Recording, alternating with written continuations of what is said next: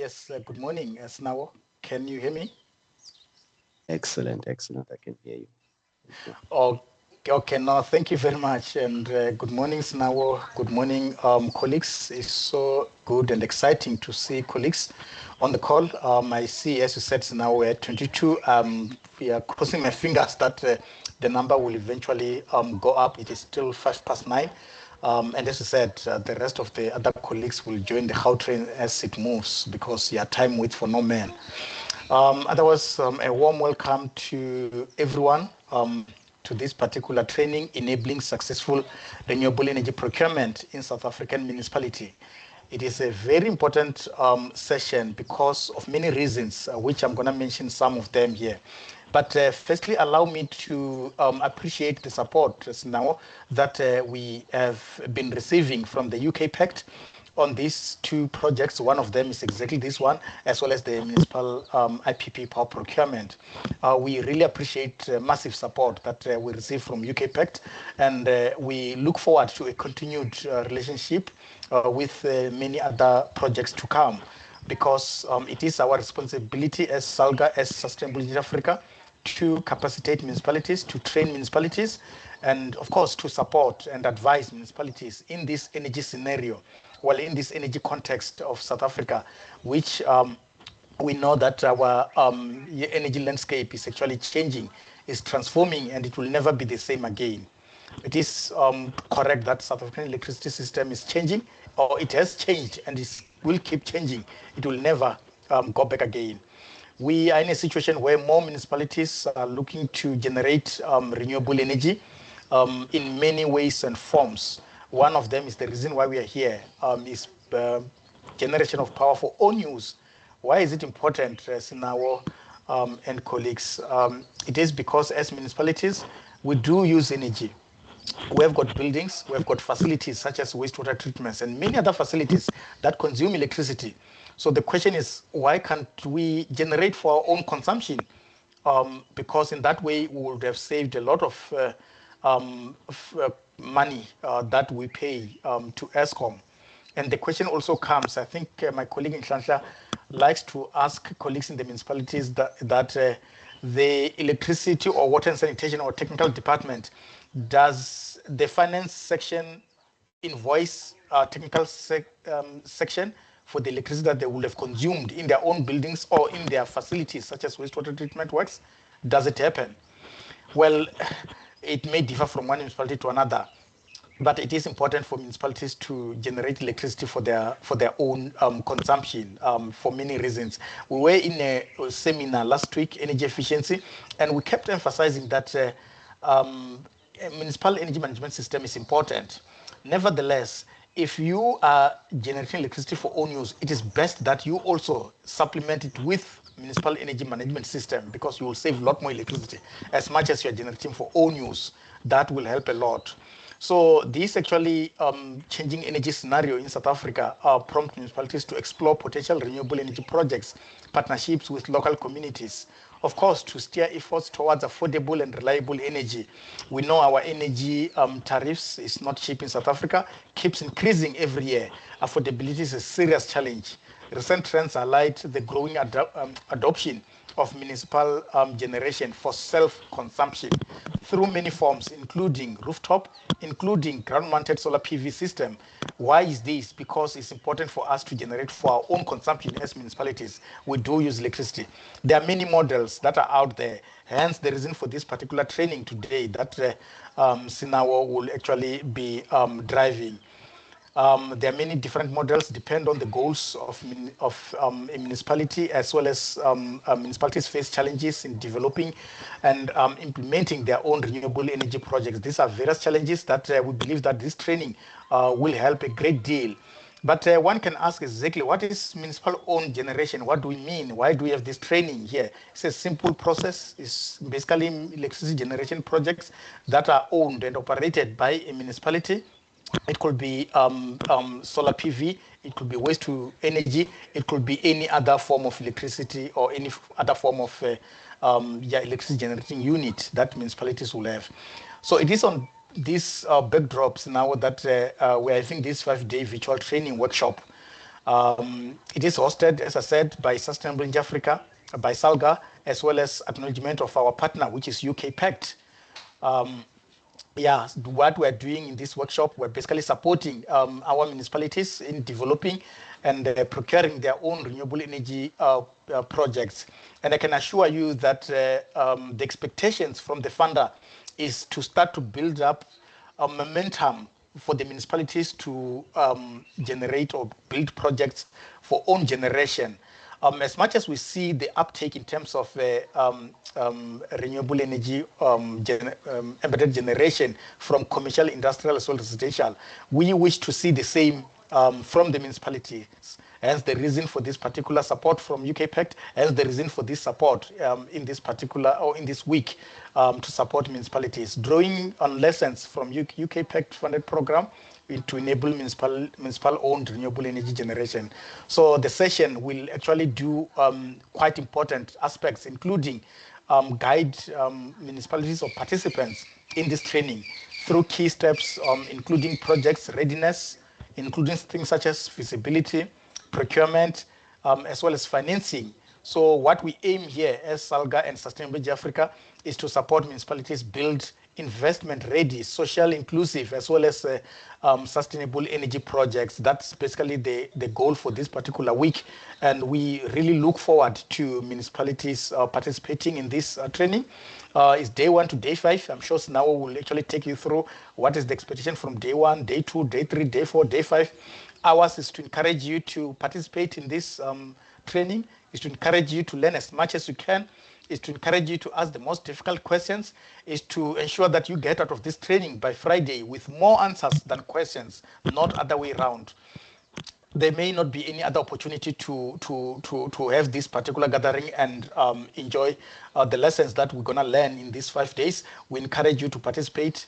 This is your training, and I wish you all the best, and please enjoy. We look forward to the results of this training in a form of projects for own generation that will be in the IDP in the next financial year from different municipalities. We would like to give reference in the next 2, 3, 4 years when we see a number of own generation projects in different municipalities to say the project that we implemented 2, 3, 4 years ago with Sustainable in Africa, funded by UK Pact, has yielded positive results. These are actually projects that will emanate from enabling successful renewable energy procurement in South African municipalities. Having said that, Sinawo, let me not waste much time. Let me leave it here. Let me say, colleagues, enjoy the training for this week. All the best. Otherwise, Sinawo, back to you. Thank you very much. Thank you so much, Dr. Mlaudzi, for those encouraging words. And of course, what I usually term as a keynote address from yourself. But I truly enjoy how you've contextualized our training, and also you mentioned that UK Pact, of course, supports municipalities in both municipal-owned generation, but also IPP procurement. So I think before we commence with our training this week, it's good to know exactly why we are here, right? And you've said it quite nicely that we are going to focus specifically on municipal-owned renewable energy or energy procurement. So of course, then that will exclude IPP procurement. That will exclude, for example, the generation, wheeling, etc., etc. All right. So that was just to ensure that all of us know that we are on the right train, right?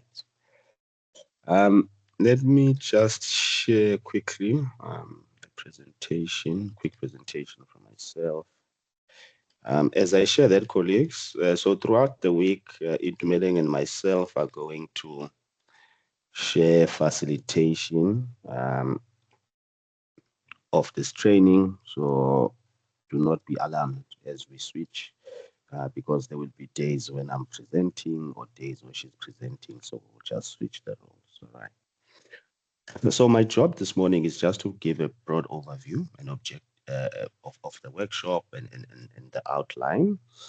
I've already noted, of course, our our partner Salga, but of course, most importantly, UK Pact, who has made, of course, all of this possible. Right. Remember, colleagues, use the chat to say good morning and write your name and your municipality organization. All right. Just before I get started, the presentation itself, I did think that maybe some colleagues in the call might be new to these kinds of trainings that we host. So I just wanted to give a bit of a background of who we are as Sustainable Energy Africa, specifically because this year we are celebrating 25 years in this game. So celebrating 25 years of urban energy transitions work, energy justice, urban form and mobility and climate response. And I've taken some screenshots from our website, some which really speak to some of our work in recent times. Some colleagues would know that we are very much involved in the distributed solar space, both locally and in sub-Saharan Africa. We've supported more than 100 municipalities there to develop EG processes. Similarly, so with democratic utilities in the form of assisting municipalities with cost of supply studies. Even there, more than 100 municipalities assisted. EV readiness, we've also been involved in that space. Also municipal energy efficiency, MEMS, even there with a significant number of municipalities supported with tools, etc., etc. Of course, when we look at the municipal grid and how we look at it at Sustainable Energy Africa, we must always ensure that no one is left behind. And we have this approach where we say a grid for all. So then that brings our focus, or that drives our focus to free basic electricity, right? So we've done a lot of research in that area where we found that, the free basic electricity in most recent times is not enough to cover, the cost of supplying indigent customers. So we do a lot of work in that space. And of course, finally, net zero carbon buildings. So this is just a high level background. Of course, it doesn't articulate all of the work that we do, but these are some of the work that we are proud of in most recent times. Now, let's get into this week's training. So the question we are all asking ourselves, and I think Dr. Mlawuzi has answered it to an extent, is why are we here, right? UK Pact funded, to assist SALGA to develop what we termed as a public procurement framework guide. It's a guide document that seeks to assist municipalities to procure their own renewable energy assets. So we've developed this guide. We've developed a guide with supporting documents. But colleagues, with every guide document, if we do not discuss it post its development, it sometimes gets dust somewhere under a table in the municipality. So we thought to ourselves, how do we operationalize this guide document? How do we make sure that municipalities understand the contents of this guide document, and use the guide as they move towards energy procurement? And the first thing we thought about is to then develop a 5-day training where we unpack the various sections of this guide document and the supporting document. So the training then will focus on the following: the guide itself, which has a nice, which I'm showing here on the left. Then, of course, when it comes to municipal renewable energy procurement, there are legal implications, right? So there's a legal landscape report that was developed by Pins and Masons under this UK PEC support. We delve into that. And of course, these projects, because they are capital projects, they need to be financed. They need to be financed in one way or the other.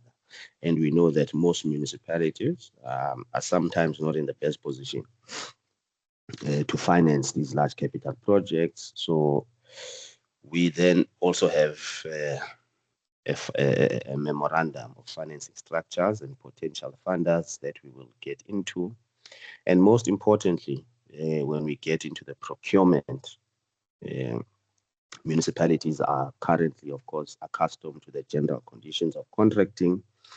But we know that for these kinds of projects, especially EPC projects, one might want to start looking at FIDIC. And why, we will discuss all of that. So under the program, we've developed contracting templates, FIDIC contracting templates, which is a DBO, design, build, operate contracts, EPC or turnkey contracts, and of course, the OMM contracts still follow the conventional general conditions of contracting approach. So we'll have a day where we get into contracts, all right? And then supporting all of that will be some practical municipal case studies, which will be shared by various municipalities who have walked this journey.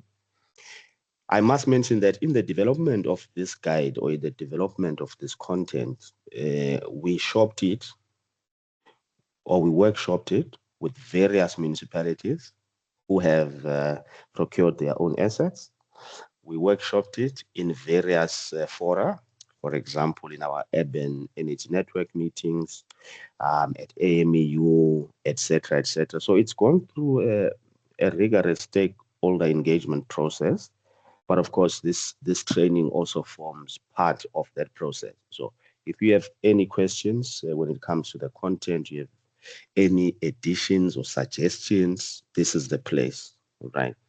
We like to say that this document is a living document, so it improves as we engage more stakeholders. So what can we expect this week, colleagues? So today, which is day one, we want to introduce municipal owned renewable energy generation and procurement. We want to introduce its value proposition, right? Why? We want to locate, very importantly so, to locate municipal owned gen within social ownership. We will get into those details and as to why we want to locate it there. And then there are municipalities, of course, who procured their own renewable energy assets. What has their experience been and what motivated them to move in that direction? So today, the speakers, of course, Salga has provided a keynote address.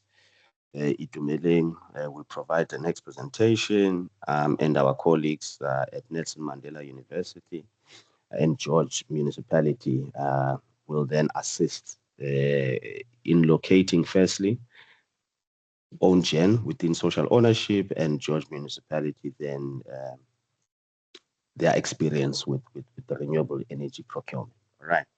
And then tomorrow, which is day two, we then look at building municipal readiness for municipal RE projects. We will then open this guide that I've spoken about. We'll introduce it. We'll look at the legal and regulatory framework. We will discuss municipal readiness. What does it mean to be ready to procure your own renewable energy assets, right? And then, of course, supported at all times by practical municipal case studies from our colleagues at HESEQA and City Power. Then we move to day three. Day three is project feasibility, right? So for any project, it must be feasible, both financially and technically so, right? So it might make financial sense. And if connected to the municipal grid, we must have in our grids the hosting capacity for that. And also it must make sense, the size of the project that we choose, all right? So we'll get into the details of that on day three. supported, of course, by eThekwini Metro with their own case study and Mossel Bay Municipality. Then day number 4, we'll move into procurement. Right? We'll introduce project procurement. I will introduce FIDIC conditions of contracting and why FIDIC for this particular guide. And then a case study from the city of Cape Town on how they've used FIDIC and NEC4 for their own renewable energy procurement, right? Of course, if you see even ESCOM, their approach to renewable energy projects, if you've seen some of the tenders they've advertised, it's usually FIDIC contracting conditions, right? And then day number 5, which is most important for most of our colleagues, is how do we pay for these projects? Yes, we are ready. Yes, we understand the contracts, etc., but where do we get the money from, right? So day 5 is financing municipal renewable energy projects. We'll discuss financing structures for these projects. We'll have our colleagues from ICLEI discuss how you build investment-ready projects, right? And then we have some colleagues from the JET PMU to discuss from a JET municipal funding perspective how JET can support municipalities to move in this direction. So we've got an interesting 5 days, 5 days worth of content, colleagues, and I would appreciate at all times if you are unclear, you ask a question. There is no smart question in the world. All questions are dumb. So we might as well ask them. All right. So what can we expect today in more detail? At 9:30, Itumeleng will discuss the value proposition of municipal-owned gen. After Itumeleng, Professor Janet from Nelson Mandela University will then locate municipal-owned gen for us within social ownership, right? And then Jermaine from George will then speak to municipal engagement with renewable energy procurement and what motivates municipalities generally. And then after that, we'll open it up for a quick Q&A. And of course, as we listen to our colleagues, we must think to ourselves, is municipal-owned gen a public and social good? And can it be used to benefit, broader society? And then we'll close for the day. Then what you're going to notice, colleagues, or what you've noticed so far, that our training is 5 days from today to the 3rd of October. Our training times is 9 to 12 every day. So the mornings, there's no training in the afternoons. The training is fully online. Of course, the training may include quizzes throughout the week. At the end of the week, there'll be a compulsory survey. All right, this is just to see the usefulness of this training and whether there's a need to continue to host trainings of this nature. And then, of course, the training agenda, which has been shared, is not rigid in nature. It may change depending on availability of speakers, and we'll always communicate that. So from myself, I want to say all the best, colleagues, and enjoy this first installment of our municipal RE procurement training. Is Itumeleng on the call? And if you just joined the Gautrain just now, colleagues, good morning and welcome. Are you here, Itumeleng? I'm here. There we go. All right, over to you, Itumeleng. Okay, thank you so much, Denao, and good morning to the colleagues that have just joined. I could really get away with not presenting because Dr. Malauti really said a mouthful and has given my presentation on my behalf. So without further ado, I'm just going to share my slides. Please indicate, as soon as you can see my slides.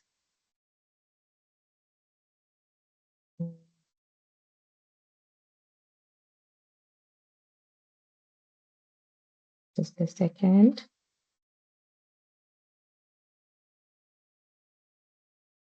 So now, all good?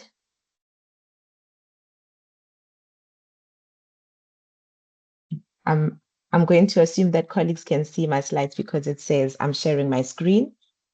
So yes, like I said, my purpose is to take colleagues through municipal participation in the energy transition, specifically through municipal-owned renewable energy generation, why that is important, why you as municipalities should even bother with it, and what the potential benefits are to your participation. So, as an introduction, and like Dr. Mulauti said earlier, the traditional linear electricity value chain as we know it is changing. We are not only getting electricity from Eskom as it has always been.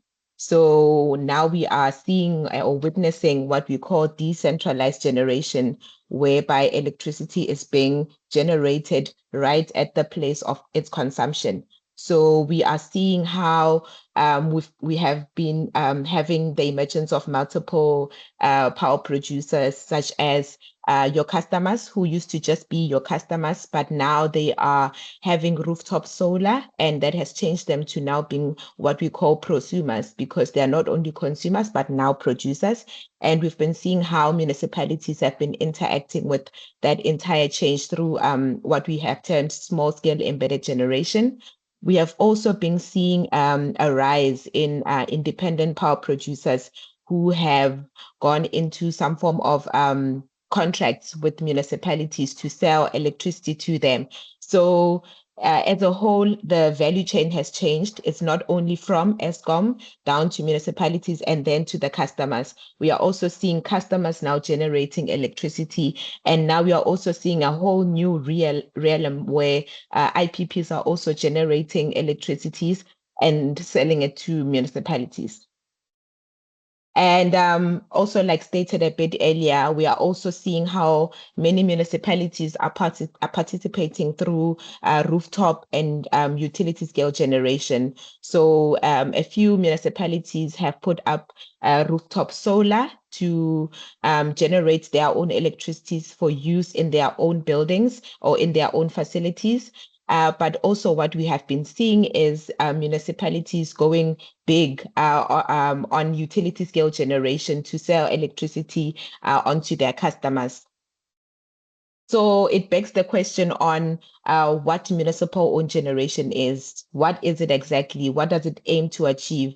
Why does it even need to be done? Can municipalities just continue the business as usual? So maintaining the status quo with just buying electricity from Eskom because it's not a problem at all. And lastly, how do municipalities get into doing this? So for the purpose of this presentation and this morning, I will just be focusing on the what and the why, and the how will be discussed throughout the rest of the week.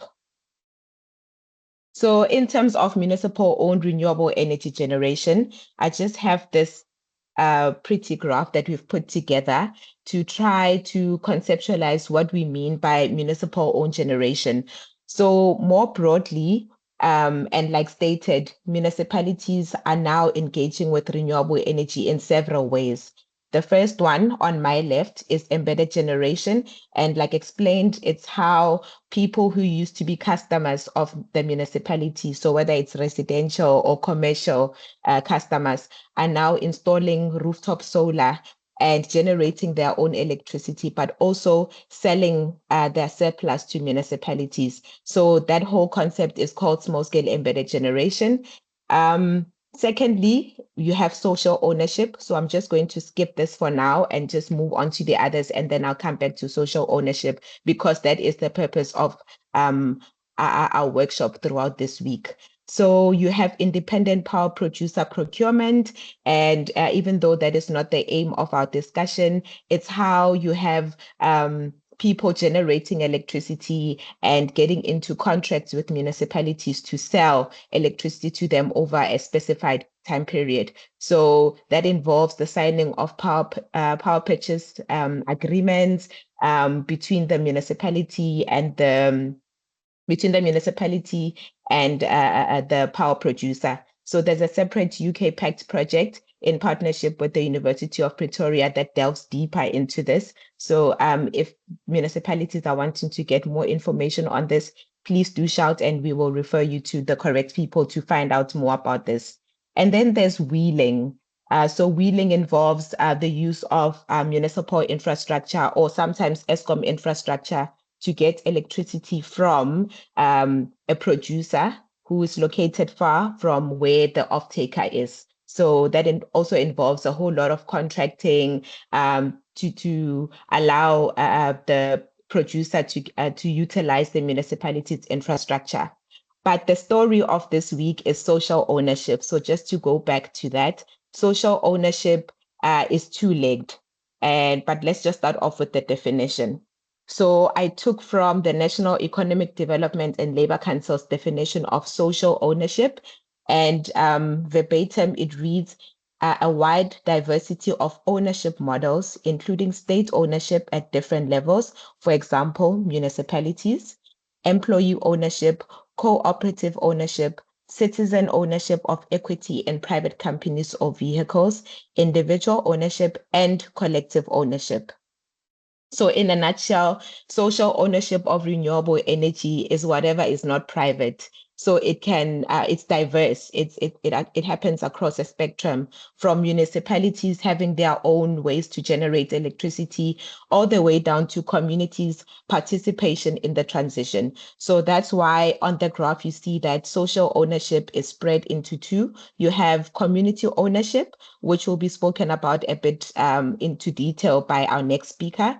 And then there's municipal owned generation, which is why we are here, to talk about why municipalities should consider generating their own electricity. And in our research, we have found that municipalities go onto own renewable energy generation, either for self-consumption to utilize the electricity that's generated in their own buildings, in their own facilities. And the alternative is to resell the electricity to its customers. So one person might ask, what is driving the impetus? Why must municipalities consider municipal owned generation? What is in it for them? What is pushing municipalities to even consider this? I've got a few reasons why, and that is based not only on international research, but also in South Africa with the municipalities that we have engaged with throughout the program to understand why they are wanting to have their own renewable energy assets and what they are hoping to achieve from it. So firstly, economic drivers. It's on everyone's mouth, the rising electricity prices. Electricity is getting quite expensive. We are anticipating that it's not going to get any cheaper, and it's expensive for municipalities the same way it's expensive for customers. So we have found that municipalities are wanting to reduce their bulk purchases from ESCOM. So for example, by putting up rooftop solar, and during the day when the staff are in office, they utilize electricity from their solar panels. So whatever they are not utilizing from ESCOM is a save. So wanting to, in a nutshell, reduce their bulk purchases from ESCOM.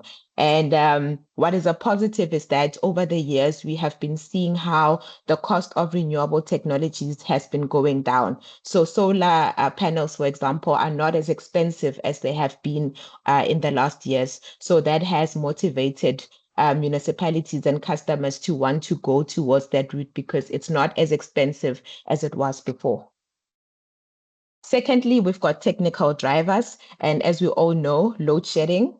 We must give props to ESCOM for over 100 days of no load shedding. However, in the last few years, when we did not know what the future held in terms of load shedding, a lot of municipalities were going their own renewable energy route because they were trying to build resilience against load shedding.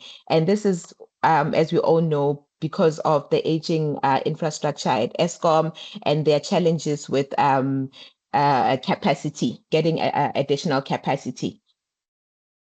On the other hand, we have social and governance drivers that motivate municipalities to consider renewable energy generation.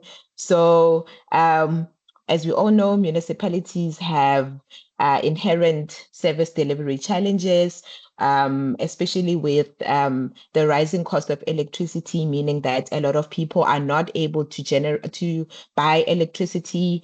There's issues of informal connections to the municipalities' grids, which leads to a revenue loss at the end. So municipalities are now forced to consider how renewable energy can be utilized to help them solve those challenges. And then municipalities being government closest to where people are, they are tasked with local development. So in their integrated development plans, they have to state their plans for ensuring that their municipalities grow in a sustainable way. Municipalities are also responsible for service delivery, whether electricity or water. Also responsible for social and community development, whether it's through job creation, and also for local economic development. And then lastly, leadership in social ownership initiatives. We know that the nation has goals for a just energy transition. So in a nutshell, how do we make sure that the energy transition benefits everyone within the municipality, within the entire value chain, not only the private sector, for example. So the municipalities are now also forced to now start considering how to bring everyone into it so that everyone benefits in one way or the other from the transition. Next, we've got environmental drivers, and that is the reduction of carbon emissions to meet our climate targets. As we know, South Africa is a signatory to the Paris Agreement, and we have national determined contributions to ensure that we move towards a net zero economy. So that is another factor that has been motivating municipalities to move towards renewable energy. And then lastly, policy and regulatory factors. We know that the IRP talks about having an energy mix that involves or that includes renewable energy. And with the enactment of the Electricity Regulations Amendment Act, of 2024, we've been seeing how municipalities are now given the power to procure additional capacity from power producers independently. So we know that all of these now, all these factors as they work together, they give municipalities the drive that they need to move towards renewable energy.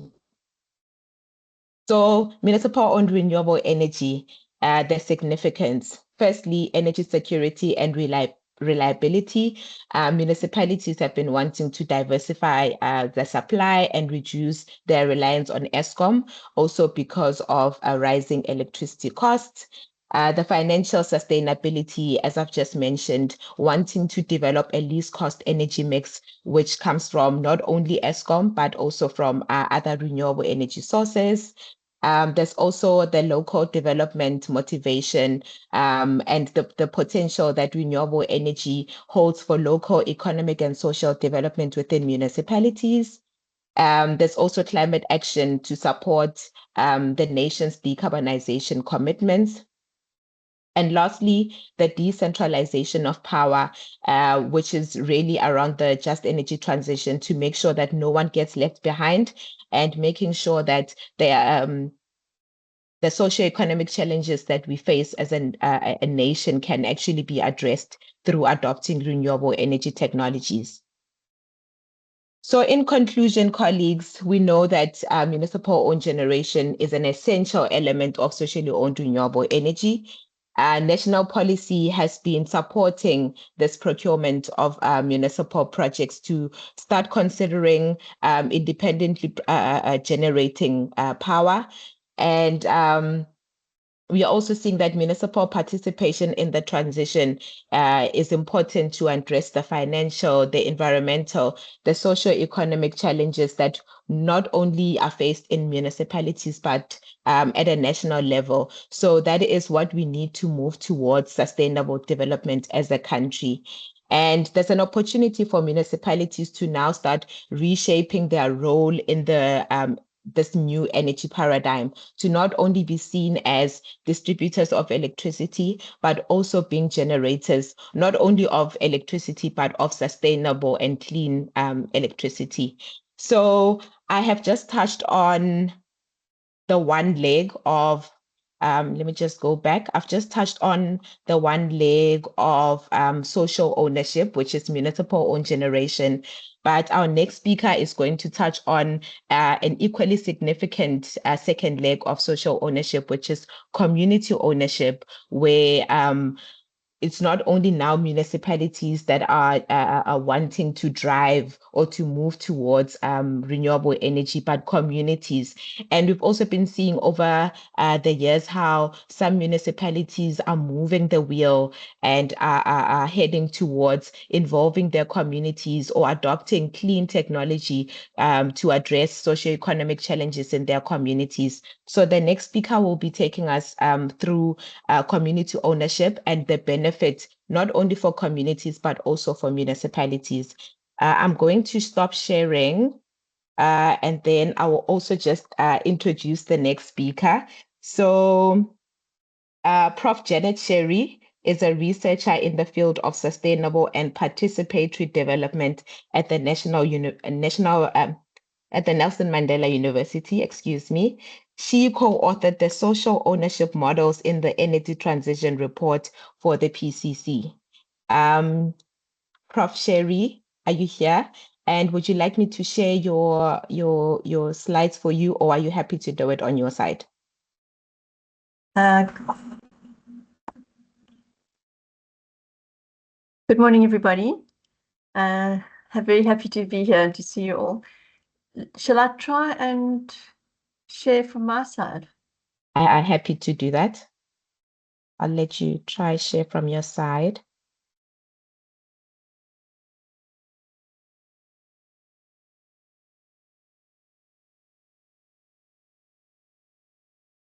While we wait for Prof. Sherry, does anyone have any questions or any comments to add based on my presentation? Okay, we don't have any questions, so over to you. I can see your slides. If you could just put them on presentation mode and then we are good to go. Thank you. Is that right? Yes. Could you please just go to the next slide? I'm not sure if I can see the whole thing. The second slide, please, just to see. Sorry, I can't. For some reason, I can't.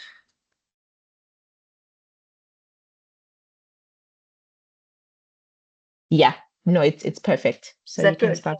It's good. All right. It's good. All right. Good morning, everybody. Firstly, thanks, Sinawo and Itumeleng, for a really excellent introduction to this topic, because I don't have to explain everything because you've explained a lot of the concepts involved. And I'm going to give an example of a little experiment in Nelson Mandela Bay, but it fits in with the broader framework of social ownership of renewable energy and the context of what we term the just energy transition, which at the moment is not conceived of as being very just because of the negative impacts on some communities. I've just come from Komati, where the coal-fired power station was shut down and people there are really struggling. So we're looking at how this transition to renewable energy is actually an opportunity for economic benefit and social benefit. And if you look at the Presidential Climate Commission report on the Just Transition Framework, they actually refer to affordable, decentralized.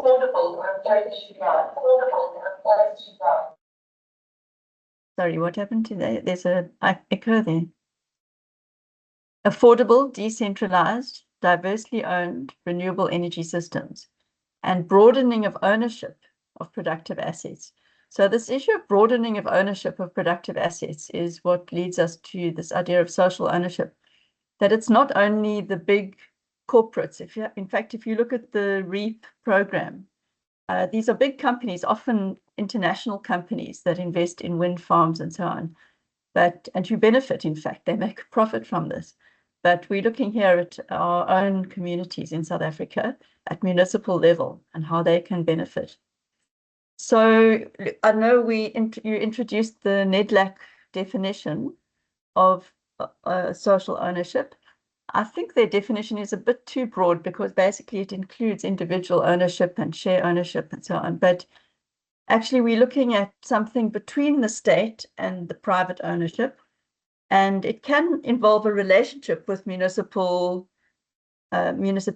i.e. municipalities are not excluded from the definition of social. But in fact, we're not looking really at centralized state ownership as social. Anyway, there's a bit of a debate about this, but we're looking in this context really at forms of cooperative ownership, municipal partnerships, and worker or community share ownership. And in the example that I'm going to give you, we're looking at residents of an area, which we call a community.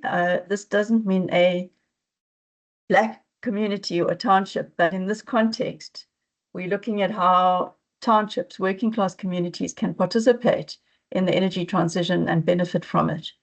And of course, as you know, these townships all fall under municipal government and are really struggling to get enough, to have access to energy, to be able to afford electricity, and so on.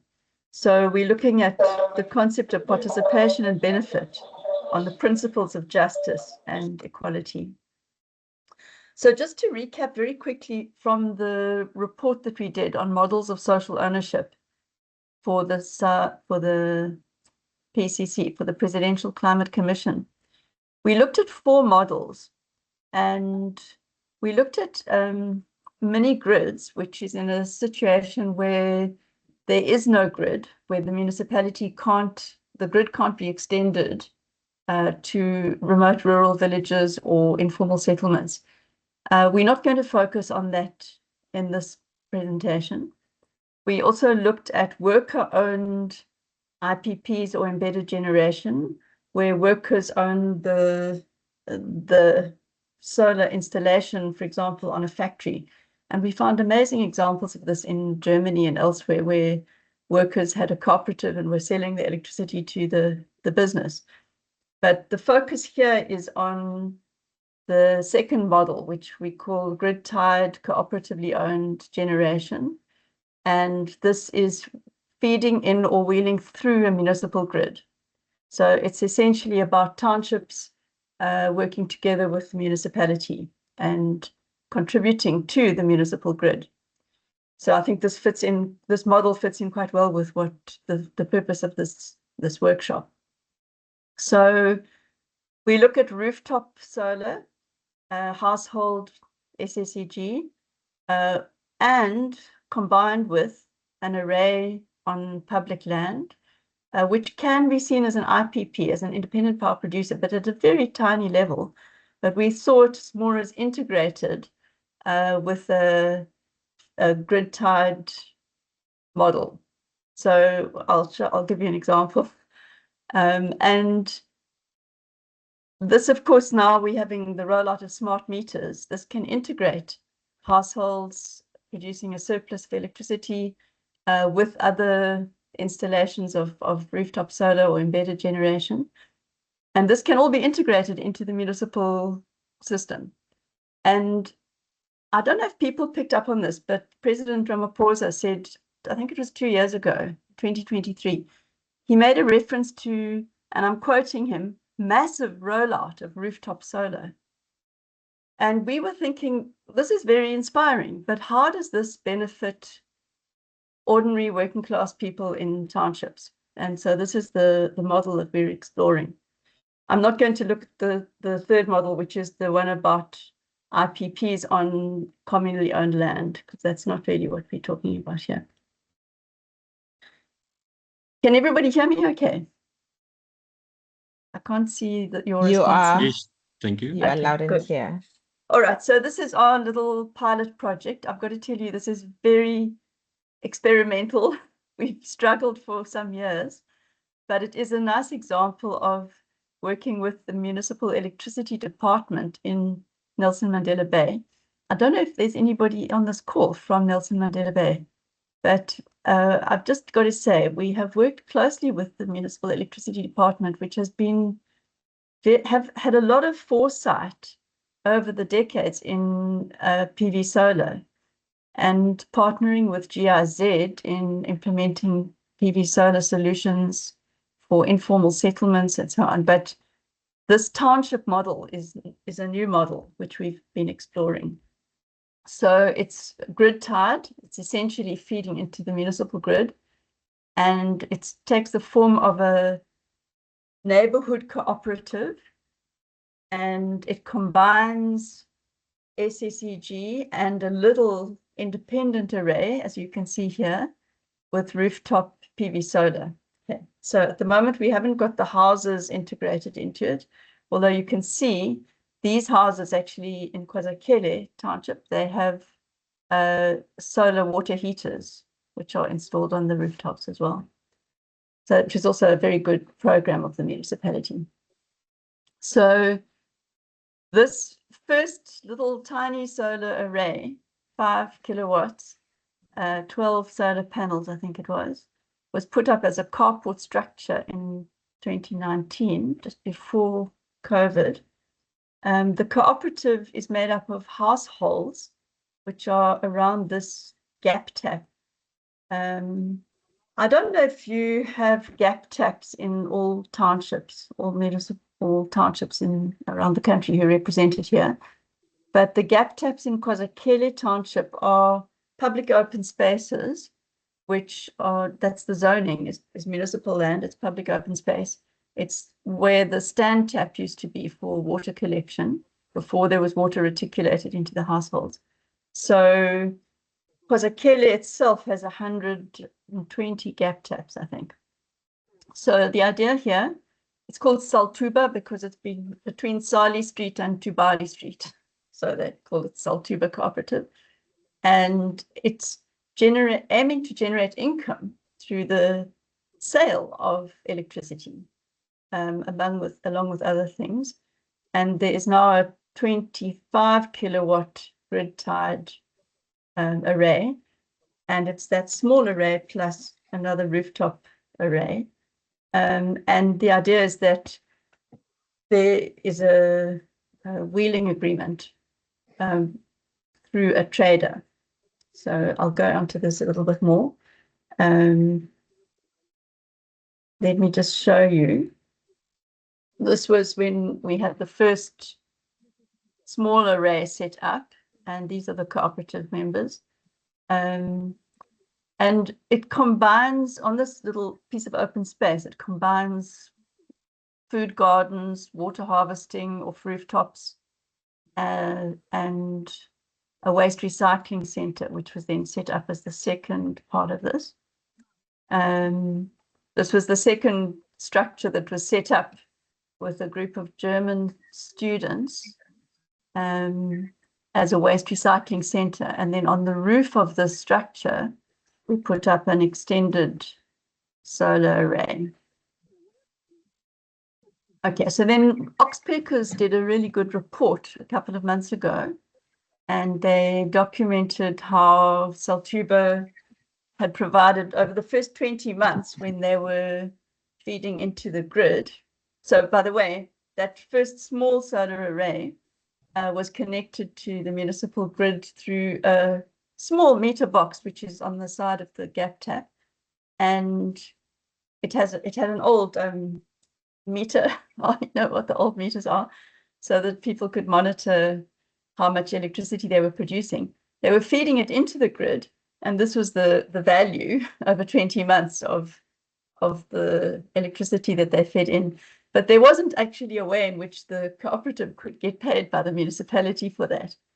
So then they went off the grid and used that electricity. In fact, during COVID, when we had extensive power blackouts in load shedding in Nelson Mandela Bay, and then they were able to use that electricity for at night, so that there was light and place where kids could do their homework and charge their cell phones and this kind of thing. So it's a very small thing mounted on a waste recycling facility, maximizing the use of the space. There is open space there. It is publicly controlled, and the capacity has been expanded a little bit. Now, remember, this is still very, very small. There is a power purchase agreement signed with PowerX, which is a trader, and this is a 10-year agreement. It uses a time of use tariff model, and it also uses a seasonal model. We'll see, really. I mean, I think the benefit, the sort of model in terms of real income benefit to the community is limited at the moment. We haven't really had it going long enough to be able to test how much real income it will generate. But this is the pilot. It's in process. So it just gives you an aerial view. This is the gap tap. You can see the area. It's the space of 4 houses, actually 4 plots. And there are 2 vegetable tunnels. There's a water capture system from the rooftops on this side, and then a solar pump as well, which you can't see the solar pump. And then this array is on the roof of the other structure. So the new thing now is this is an electricity substation, if you can see on the left-hand corner, and that is a proper substation which can cope with a larger amount of electricity. And I'm not an electrical engineer, so I can't tell you the voltages and so on, but this structure is now directly connected with the substation, the cable, so it can feed into that. This has been implemented by the municipality, of course, because you can't just put in electricity cables anywhere. So yeah, this is the model, and you can see where it is situated in Pozokele Township. This is a typical township. It's very close to Njoli Square, if anybody knows Nelson Mandela Bay in Pozokele. Okay, so some of the current challenges, opportunities. The first thing was that we were, when we started this project, we thought that the cooperative would be able to sell electricity directly to the municipality. And the Saltuba, as a cooperative, is registered. It has a municipal account, but it can't actually sell directly to the municipality at the moment. So then we said, okay, can't sell to the municipality, we'll wheel it. And this was a few years ago. The traders then said, no, this is far too small, we're not interested, it's not going to be of assistance. So we had to first mobilize additional funds to upgrade it, to expand the capacity of it, and then to set up a PPA with PowerX, who agreed then to sell it. It's wheeled through the municipal grid.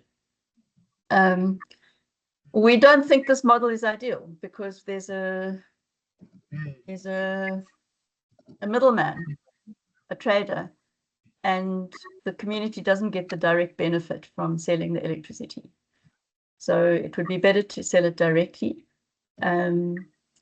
We have had support from the municipality, both the economic development department, which has provided fencing, security, water tanks, and then also from municipal electricity department for the pilot, as I've explained, and training also from Munilec.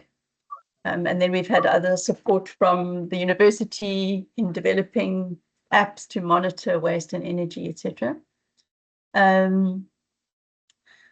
There are other interesting developments which are going to affect these kinds of projects. The one is the changed regulatory framework, the unbundling of Eskom, the South African wholesale electricity market, the rollout of smart meters nationally, which the Minister Ramokgopa was talking about 2 days ago, I think, or on Friday.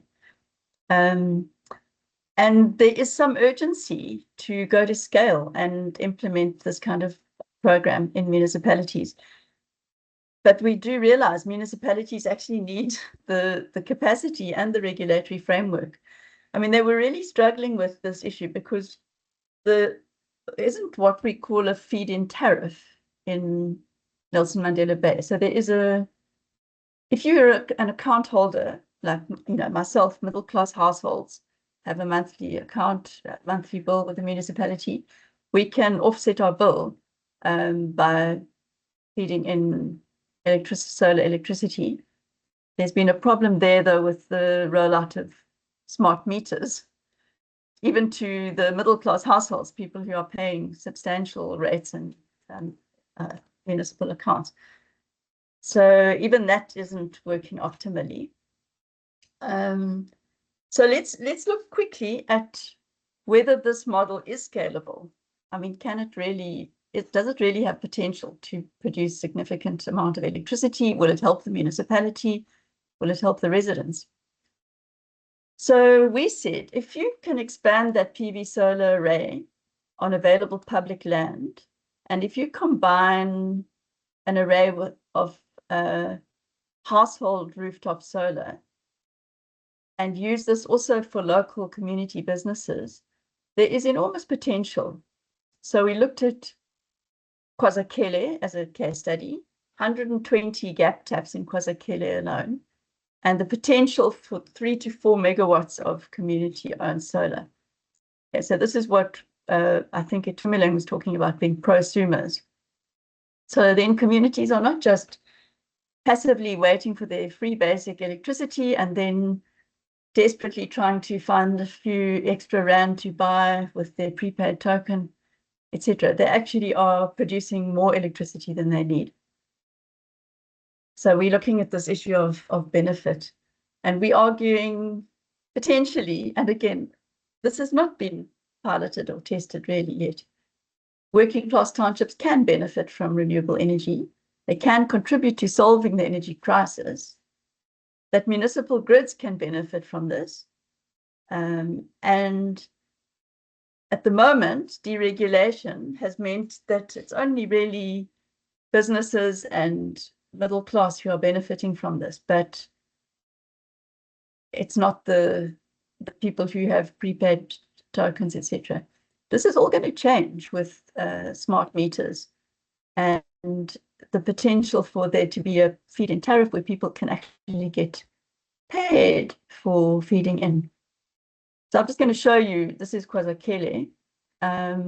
We're looking at how this can also link in with sort of redevelopment, new green industries and local economic development. This is a formal township. It's an old township built in the 50s.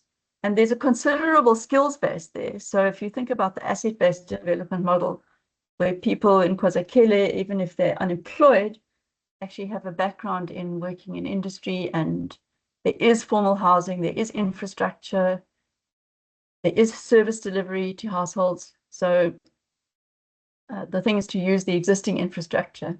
We also love this example, which we haven't done yet, but there's the old coal-fired power station in Khumalo, which was the Swartkorps power station, you can see here. And that was decommissioned many years ago, but we think there's potential for integrating that into new green industries and so on. And there you see these red squares are the gap taps, where you could combine each gap tap cooperative. The households around that gap tap form a primary cooperative.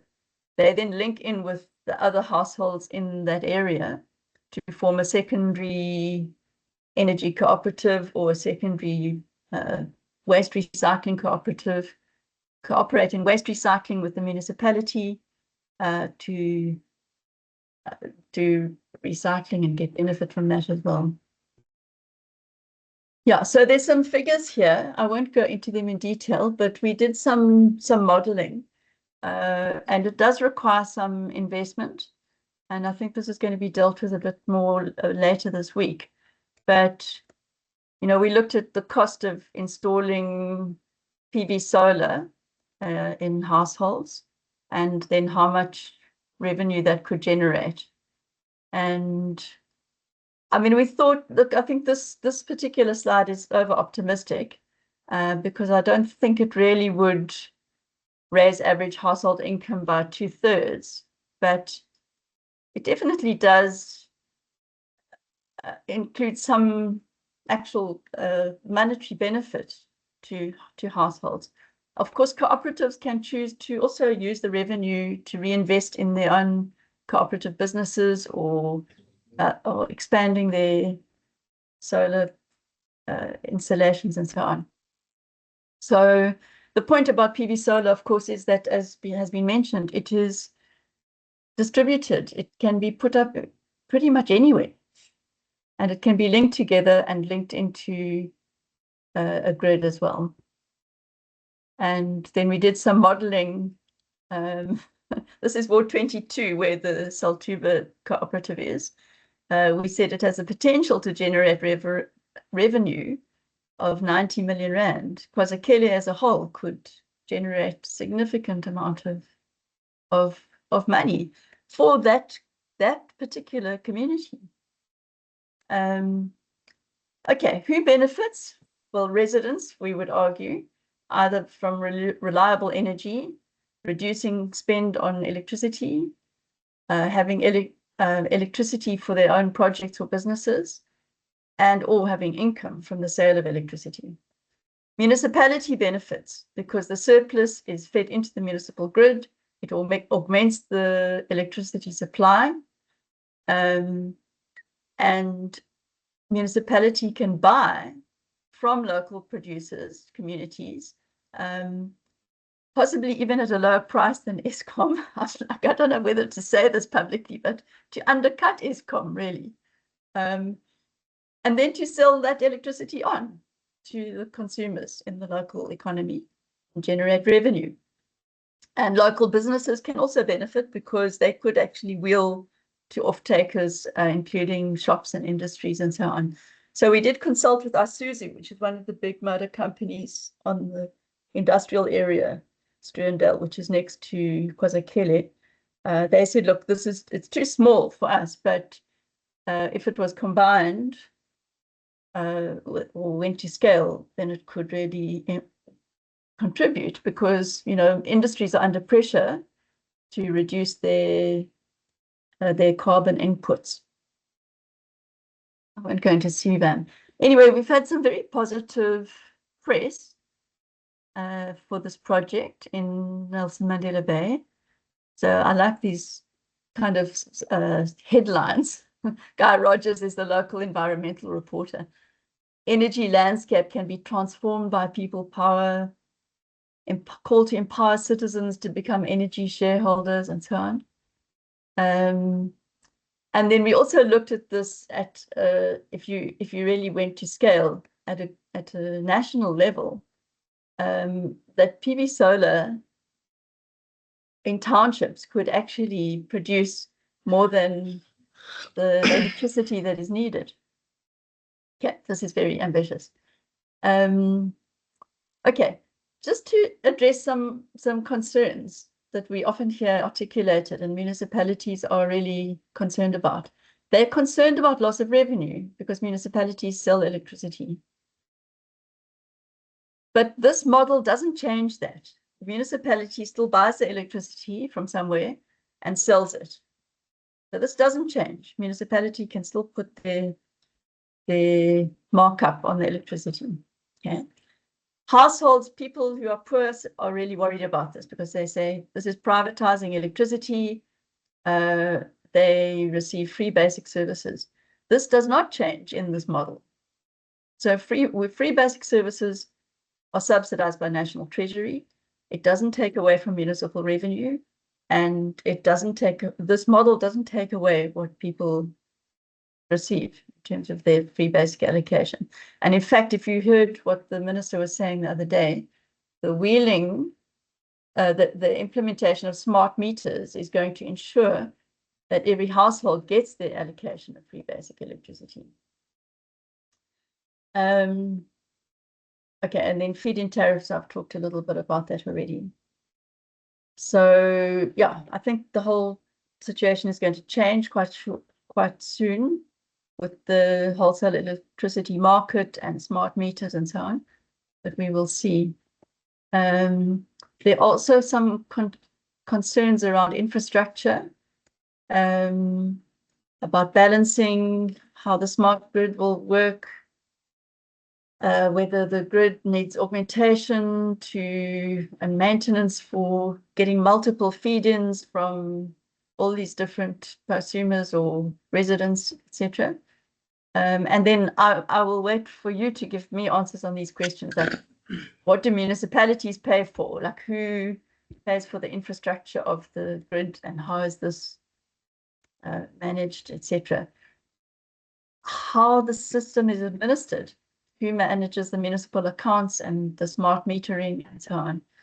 But I do feel, I mean, this is my opinion, and I hope I'm proven right in the future, but that there are actually technology solutions to many of these problems.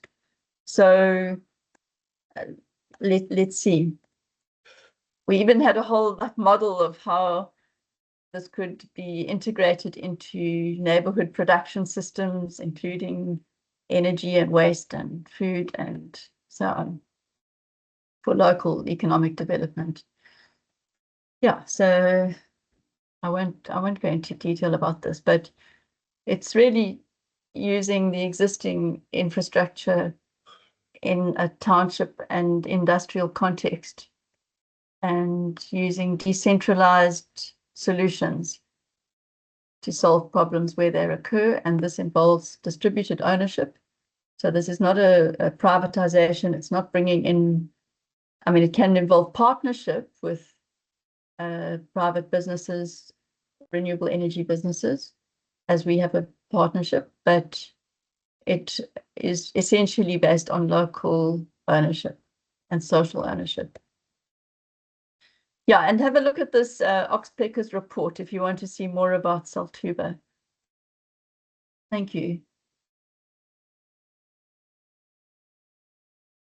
Thank you very much, Prof. That was really insightful.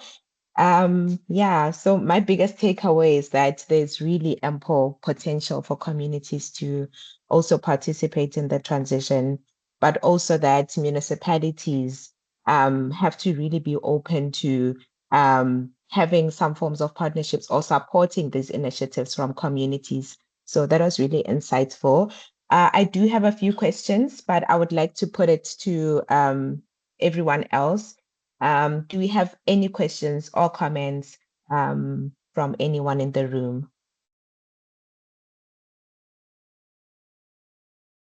I don't see any hands, so I'll go right ahead. So the first one, Prof, was that you mentioned that you had endless or multiple engagements with the electricity department of the municipality. So I just wanted to find out what that was about, how that went. That is, if you are free to actually let us know.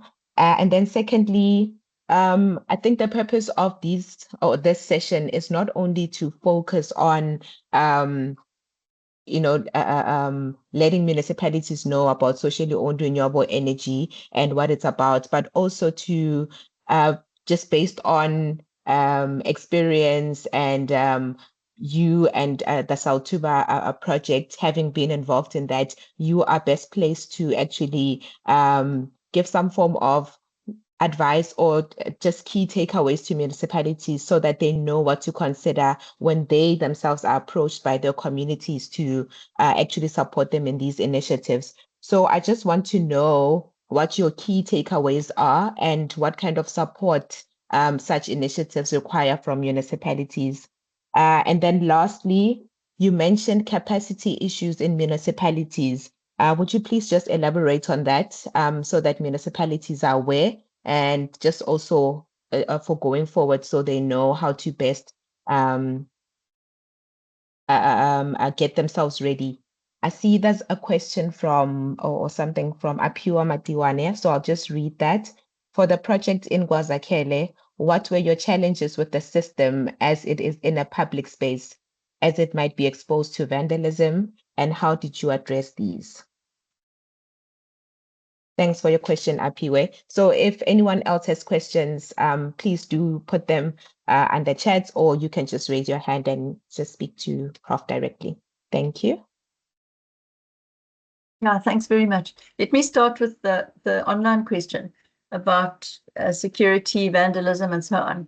So we always get this question, and it's very valid, of course. And just to say, the model is based on that gap tap. The members of the cooperative are the households which are immediately surrounding that gap tap. So each gap tap has around 30 something households, and 25 of those are members of Saltuba. So if you think about the gap tap, there are about 10 houses which are immediately adjacent to it and surround it, and they take responsibility for that space. We also did have a case of some of, I think the battery, the first battery we installed, worth about 50,000 Rand, by the way, was stolen. It wasn't in a secure space, and it was during COVID. So, you know, there were curfews and all this kind of thing. It made things difficult. We didn't have a good system at the time, and so we lost 2 solar panels and the battery, and that was stolen. Since then, we've actually put up a more secure room for the batteries and the inverters and so on, so that it's not able to be stolen easily. And the municipality actually helped with the fencing and gates to the gap tap. It's not ideal, because actually what we envisaged was that that gap tap would become like a community space with gardens and community centers and what do you call these things? Smart cafes and so on, internet cafes. Those things require also some partnership to get free data from cell phone companies, which we haven't managed to do yet. But anyway, the thing about security was that the community who live there take responsibility for it. So since that first theft, we haven't had any. Vandalism is a different thing, because vandalism is not theft.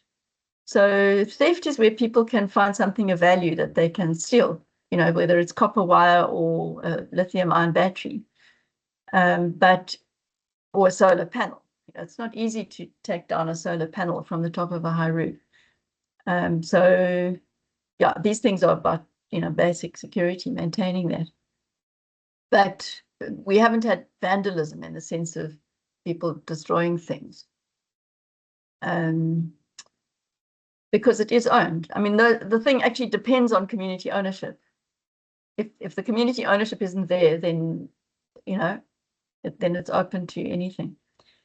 So the other questions about the relationship with the Municipal Electricity Department, the critical thing there was that at the beginning of this project, we had a champion who was from GIZ, who was an expert in renewable energy, who was working in partnership with the municipality in implementing RE projects.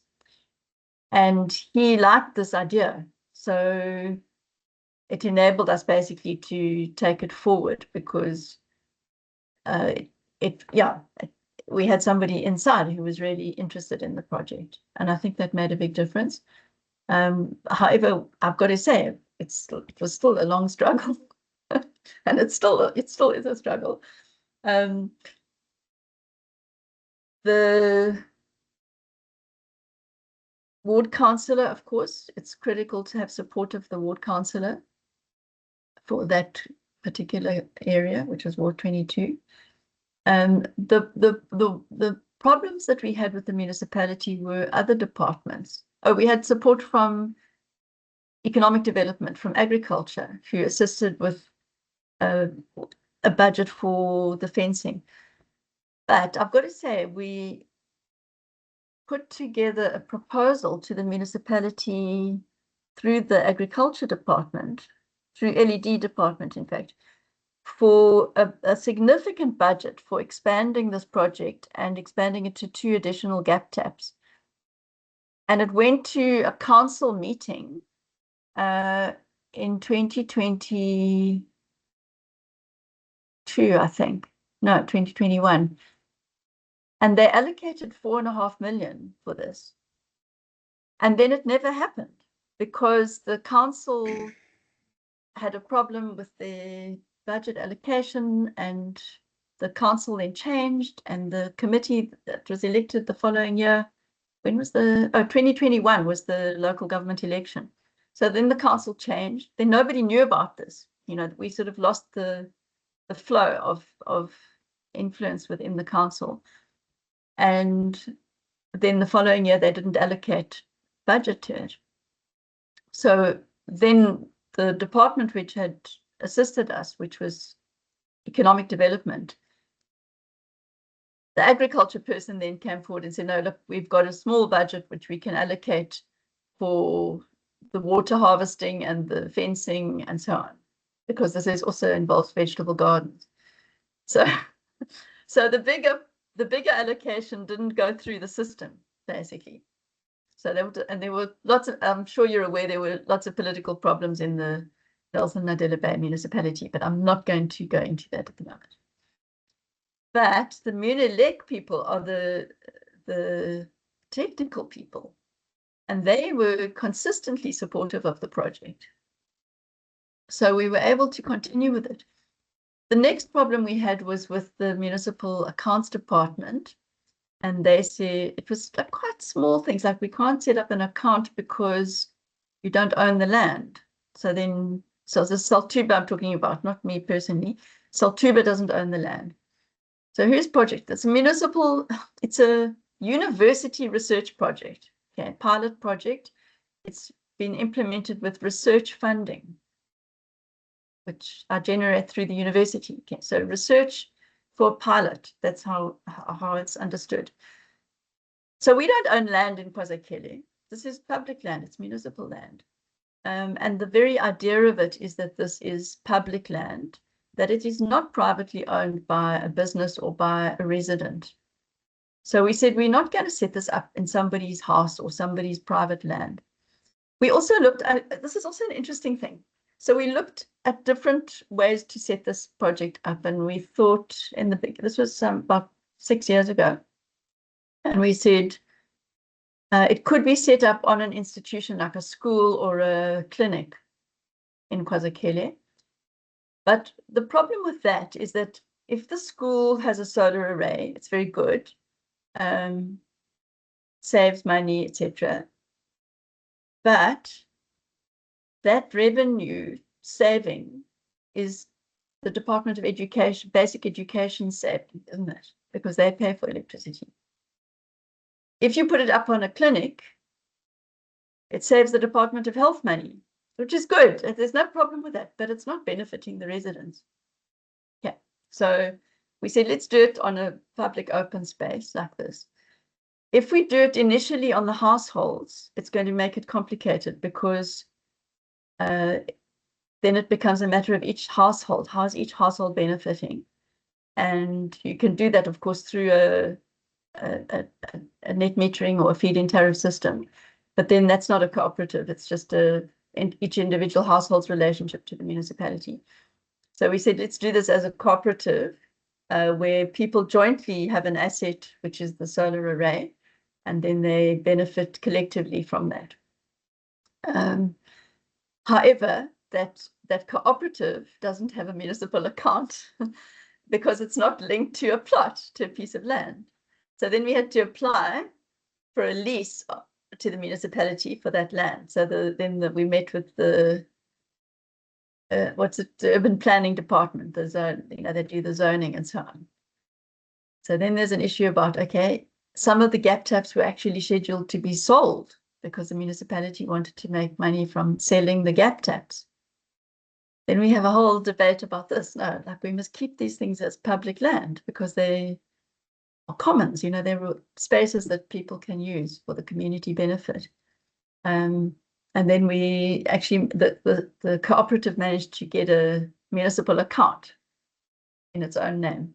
So now they can do that and they can receive payment as a legal entity. But it was really difficult because we had to go through all these different municipal departments and convince them about the land use, the account, and so on. And I think we still haven't quite got it right, but we're doing it now through a wheeling agreement. So it's actually selling to a third party. Okay, I don't know if that helps, but in terms of capacity, what I'm saying, capacity, it's not only the electricity department that needs the capacity, it's actually the accounts department. It's like who's doing the metering, who is monitoring how the system is working. And it's also this issue of free basic electricity and how that is understood. So can I raise one more thing here, which I think was quite a shock to us, was that some of our Saltuba members said they were told that they were no longer eligible for free basic services because they were members of because they had business interest, i.e. they were part of a registered cooperative. And we said, no, like surely not. I mean, if their household income hasn't improved through the cooperative. But in fact, if the household income did improve significantly as a result of the cooperative, then they would no longer be eligible for free basic services. So we would have to find some mechanism for dealing with this. I mean, I think that is something that has to be dealt with. Yeah, I think let me leave it for the moment. Have I answered your questions, Etumile? You have. Thank you so much. Yeah, thank you. Yeah, so it's clear that the only way for this to work is through streamlined processes. They have to be effective, they have to be clear, and there also has to be a holistic approach to how municipal departments work with each other to make this work. So thank you so much for that, Prof. If we don't have any other questions, please do raise your hand if you've got a question. But if not, then we would like to propose a quick break, a quick bathroom break to refill your cups of coffee. And we will be back at 11:15. So we only have one more presentation before we move into our discussion. And then we will be breaking for the day or ending for the day. So if there are no questions, our colleagues are released to just go break, take a breather, and then we'll be back at 2:15. Thank you so much.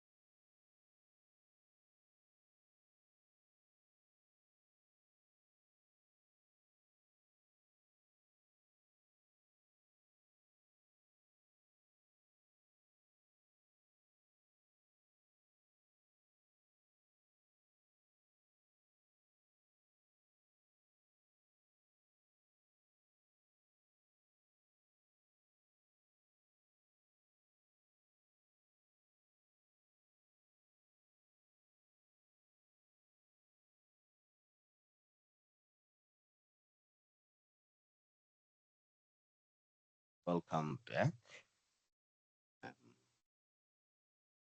Welcome back, colleagues. I'm hoping everyone is back from their tea breaks.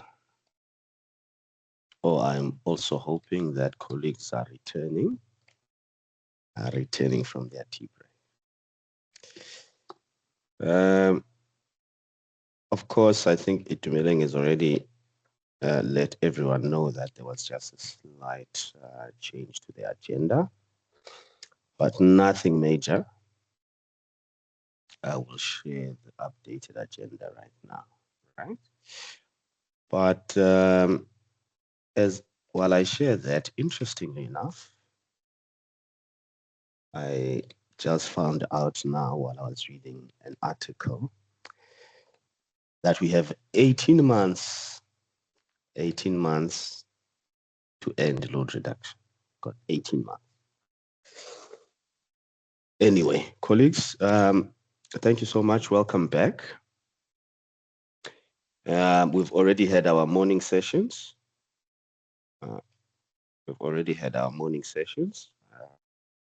Just a recap, we had Salga, just contextualizing the training for us.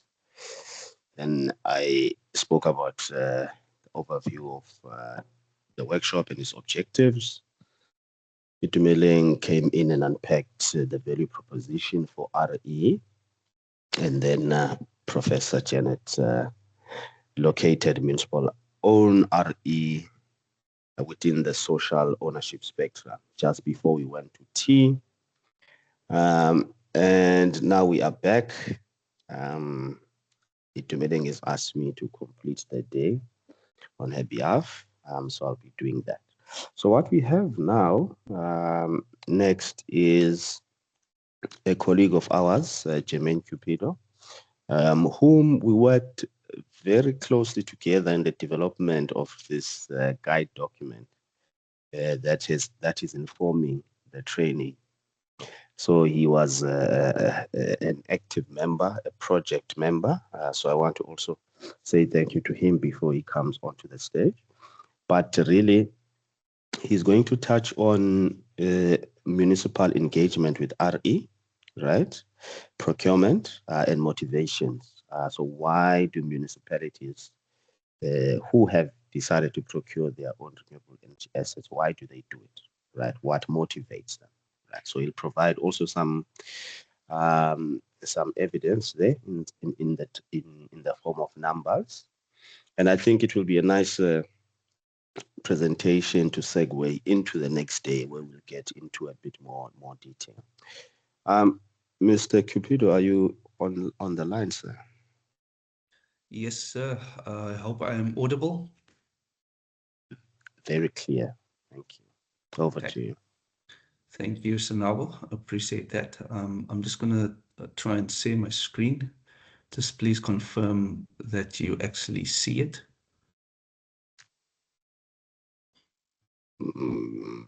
There we go.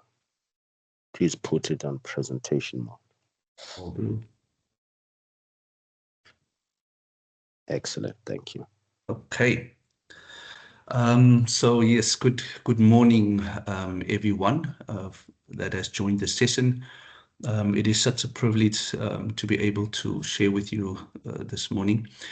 When they approached me with this, I thought this was a very interesting title.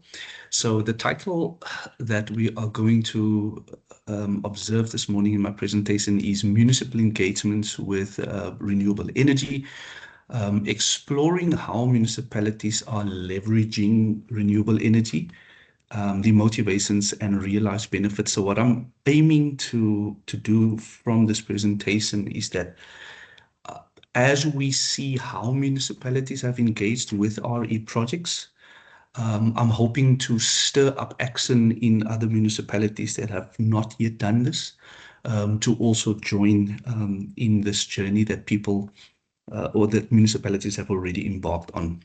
So just as an introduction, I want to start off by setting the scene. More and more municipalities we've seen started to embrace renewable energy, especially after the Electricity Regulation Act amendments that was done in 2020. But not only that, Itu also touched on this. There was severe load shedding that was experienced by municipalities. So that has sort of like challenged them to think through these things. And so terms like energy resilience started surfacing, meaning can municipalities maintain supply to their critical infrastructure and their customer base? Questions like tariff increases became crucial. Are municipalities cheap enough to compete in the marketplace of the future? Also, are they delivering cleaner energy to their customers? And are they even striving to reduce their carbon emissions in the process?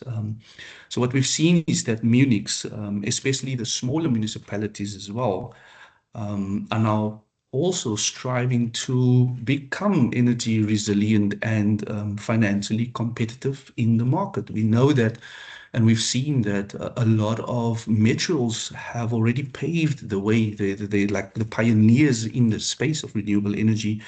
But it seems like smaller municipalities have always, has also now joined that movement. So what I want to first do is, as we look at the municipal engagements, I want to actually motivate more for own generation, because that is what this workshop and training session is all about.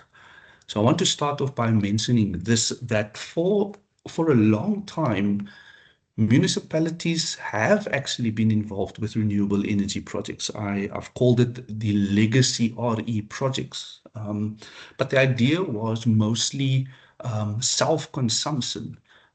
We are all too familiar with the energy efficiency and demand-side management program, and that was almost at the forefront for a lot of these cases, because the aim was reducing bulk purchases, which has sort of like a financial component or benefit to it. And we know that there is a sort of like an overarching idea of reducing your carbon footprint in general, right? But for a lot of municipalities, there was a strong motivation to reduce their bulk purchases at that time. And that was prior to the 2020 era changes. But then post the 2020 era changes, the focus, I believe, was just intensified, because now we look back at the challenges that was faced by municipalities during load shedding, and now all of a sudden there is a need for resilient utilities in the marketplace. And so what I am advocating here this morning in this presentation is to say that with own generation considerations, that can achieve both the financial competitiveness and the reduction in bulk purchases, which has always been something the municipalities were doing, but then also it can aid the resilient component for municipalities. So this is just on the right side, a small depiction of how RE projects has got like pathways that you can consider. So a lot of municipalities are looking at IPP and wheeling energy procurement processes. But what I'm trying to zoom into is the own generation, where self-consumption is key, and reselling, and both of them have got benefits of financial savings and energy resilience in the process. So this table, I just thought it might be worthwhile sharing. If you haven't read the UK PAC RE procurement guide, I would strongly recommend you do that. This is an extract from that.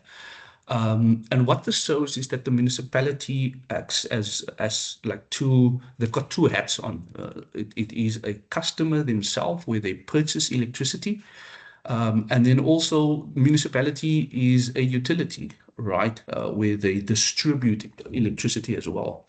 Now, when you start engaging with renewable energy, that middle column there, I'm not going to go into great detail, but the basic idea is that the renewable energy for both these spheres for municipality can achieve those objectives of own consumption, reducing your bulk purchases, reducing your peak demands, etc. But then also, on the other hand, as a utility, you can now start to generate your own electricity for reselling at competitive rates in the future. But then you can also work towards your energy resilience. So this is just sort of like a repeat to strengthen the motivation why municipalities are going in this direction. So now we're going to shift gears, because now we're going to actually look at a couple of instances. And the way I've created these couple of slides is we're going to look at renewable energy projects done by municipalities and utilities before 2020, and then also after the era has been changed. Okay, so and again, the aim is to motivate and stir up action in certain municipalities, to show them that this is actually beneficial in considering this way forward. So the first one we're going to look at here is Johannesburg Water, where they did a renewable energy project for a wastewater treatment facility. I actually love this technology. This is combined heat and power. And this is a biogas to energy project. This project started operating already, or this technology started operating in 2012 already. Just comes to show how long these utilities have been in this process. And then the electrical output is about 4.5 megawatts. A very interesting stat that I found was that the actual yield per annum was about 1,600 megawatt hours, as opposed to the anticipated 5,000 megawatt hours. But it is worth noting that this was not because of the technology itself. This was at that time because of operational inefficiencies, but that is stuff that has improved. And as it improves, the actual yield also improve for that facility as well. And it was used for self-consumption. The capital cost was about 36 million rands, which included some upgrades to the plant as well. The important point here is this last bullet point. This is not easily replicable for all municipalities, because this particular project required about 25 megaliters of wastewater to be treated per day, which would then get to a 7-year payback period. So it's not the easiest of projects, but it is still a good project to consider for municipalities. The second one that we are going to look at is also prior to the era changes, is the eThekwini landfill sites. This is waste to energy. There's always a lot of talk about this in the municipal space. And the project is based, excuse me if I don't get this right, Bisasa Road, La Mercy and Marion Hill landfill sites. And they started operating already in 2006, late 2006 it was commissioned, and then also in 2009, mid-2009, there was sites that was commissioned. The total output over these three is about 8 megawatts. And the actual yield per annum, they say, is roughly 50,000 megawatt hours. And again, it is used for self-consumption. The capital cost was about 100 million, between 90 and 100 million rands. Again, the last point is that it is not necessarily easy for all munis to mimic or copy paste this kind of renewable energy project, but it is still worth considering if it's possible in your context. Then there are some other projects, but for the sake of time, I thought let me rather not go into detail of all of them. We are all familiar with the City of Cape Town's hydro pump storage facility. It's about 185 megawatts. That has saved the city massive amounts of money over the years of its existence, and even reducing the stages of load shedding that their customers were experiencing at that time, which was a great benefit to the city. And then Joburg and Ekurhuleni also have landfill gas to energy sites there, but apparently the energy was eventually sold off to Eskom and not locally for these utilities. Then there's also lots of other municipalities, but like I said, for the sake of time, I did not want to elaborate on all of them. It is worth for you in your own time to maybe research some of this. Salga has got a lot of great information, and Sustainable Energy Africa as well. So you can definitely look into those projects. Then we get to what happened after the era changes, right? How did the landscape for own generation projects in municipalities actually shifted? There was definitely a shift in the landscape, because now it meant that munis can become generators themselves, and they can procure directly from other IPPs, which was definitely an interesting shift. Other thing that we also noticed is that solar PV, battery storage, and wind turbine technology has seen a significant reduction in pricing in the last couple of years. So that meant that this became almost the preferred choice of technology for municipalities to consider when they think through renewable energy projects, especially your own generation projects, because now it becomes feasible as the technology becomes cheaper and more reachable for more municipalities. So many municipalities have already then embraced these advancements in the technologies and the reduction in pricings. And so what I want to do now is again shift gears to actually look at a couple of sites, to see a couple of real cases on how some of these systems behave. And hopefully, again, in the process, I can stir some municipalities up to take action and do likewise. So I'm graciously provided with information by George Municipality. Some of my colleagues here, so they are also in the training workshop. But there's 3 sites that I wanted to highlight, where I just wanted to showcase some of these benefits that was shown here. Okay, so it's the Outeniqua wastewater treatment works. It's about 400 kilowatt peak solar PV system. There's the Huang wastewater treatment works. That's about 500 kilowatt peak system solar PV as well. And then there is the 1 megawatt solar PV at Earth 464, and that is fed directly into the network.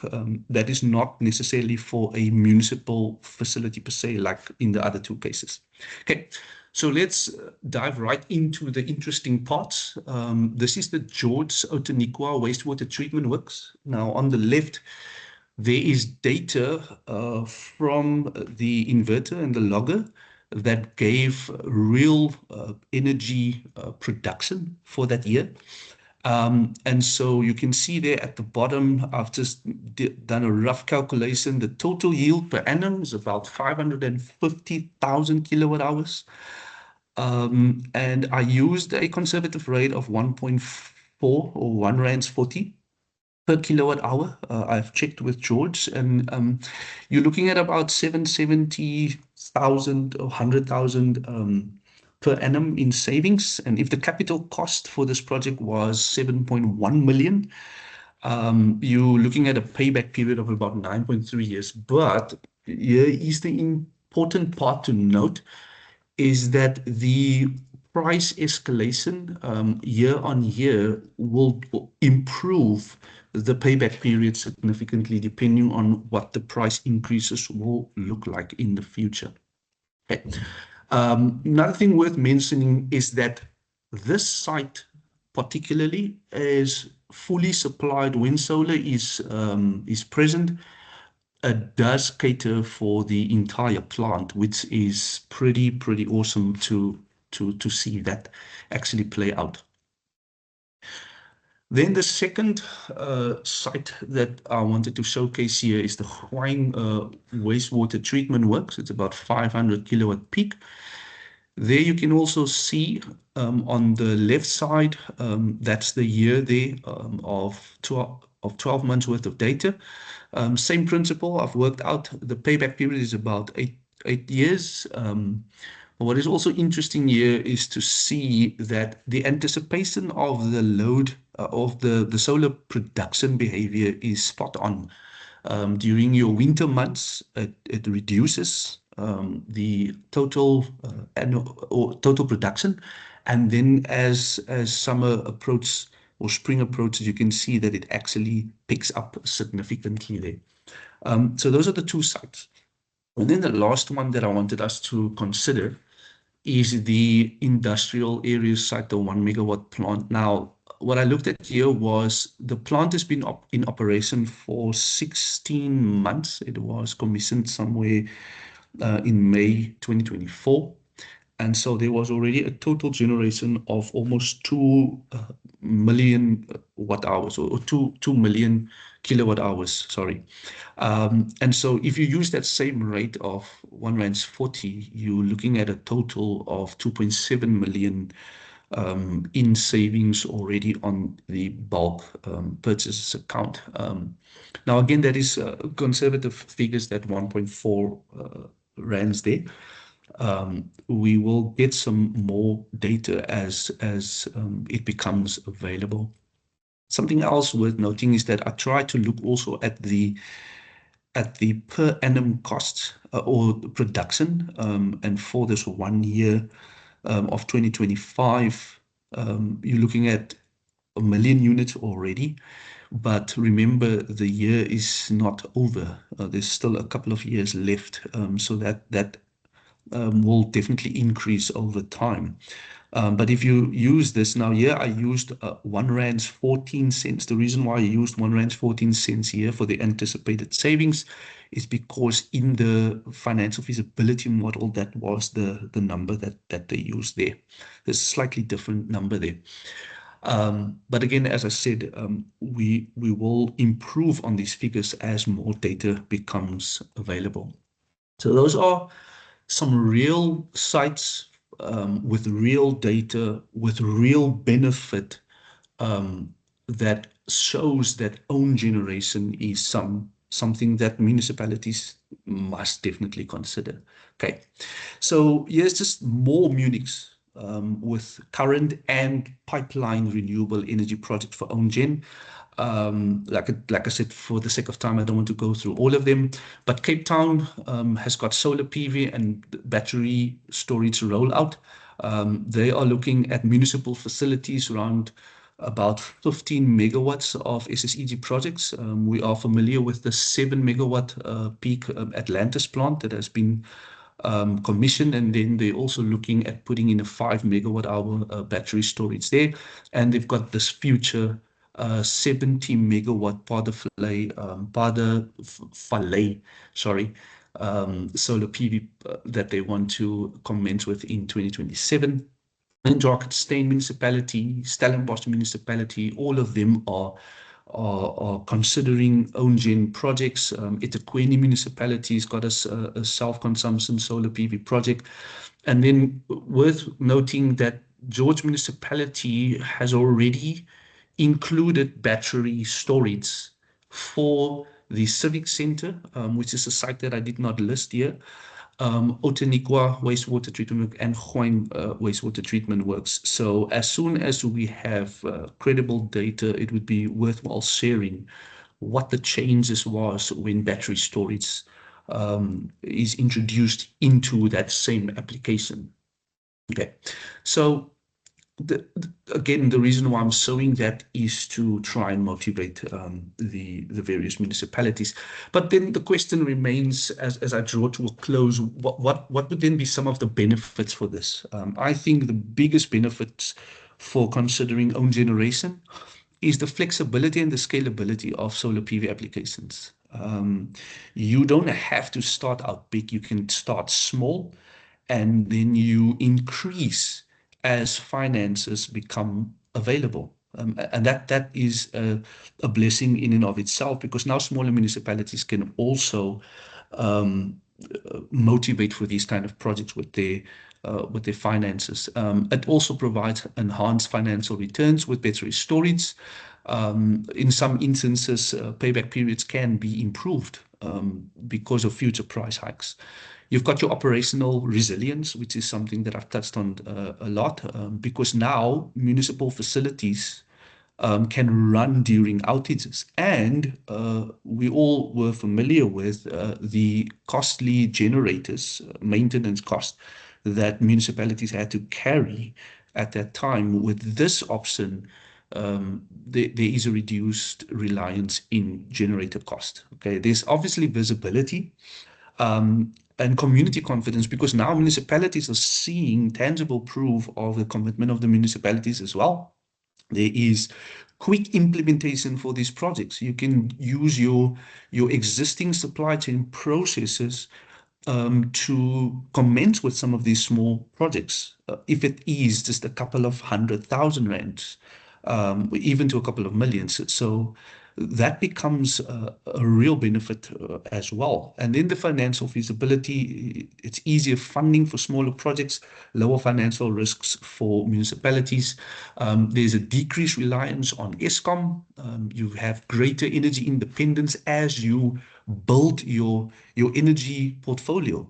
Over time, it will become better for these municipalities that engage in this. And then there's also the protection from price increases.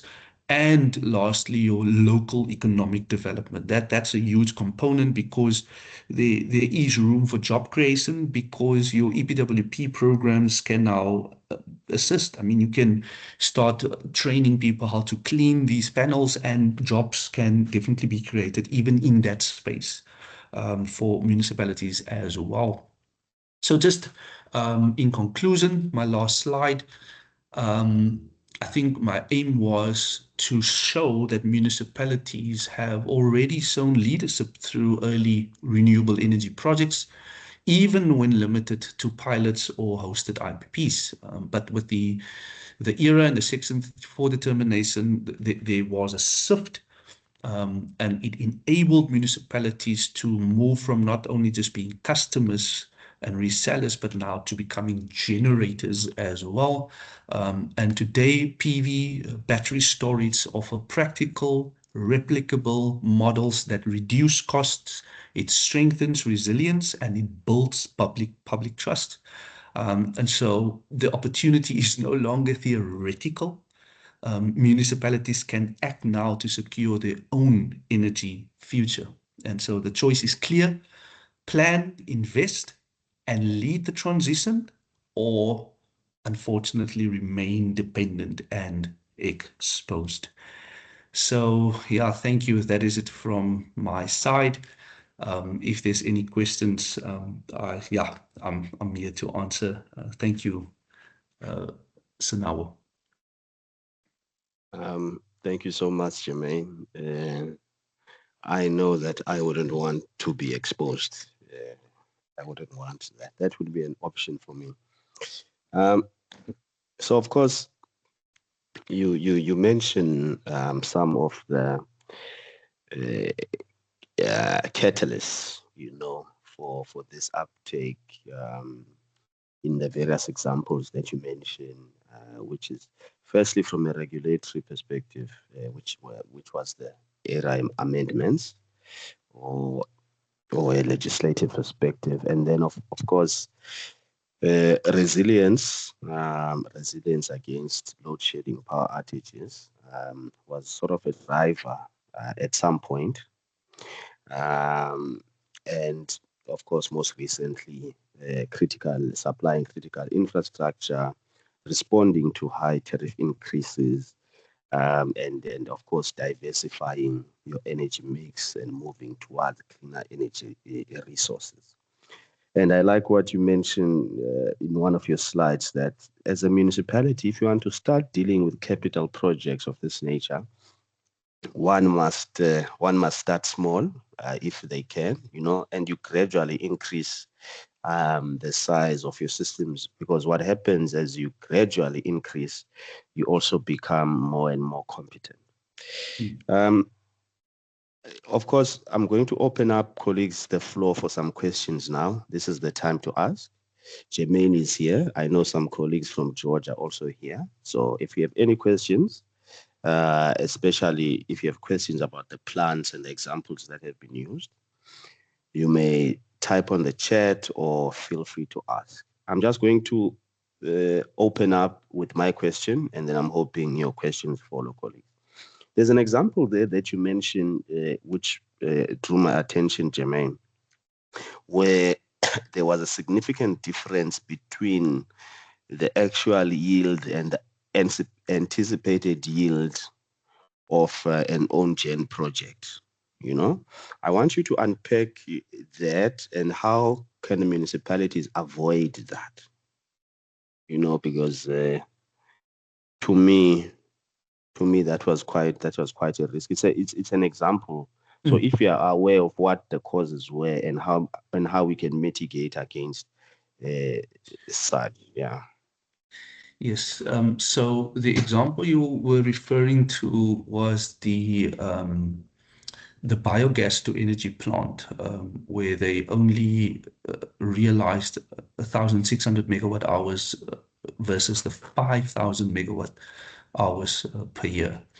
And if you read through that article, it wasn't because of the technology. The technology would definitely be able to yield that kind of production. It was operational inefficiencies for the utility themselves. The type of sludge that was produced was not as anticipated.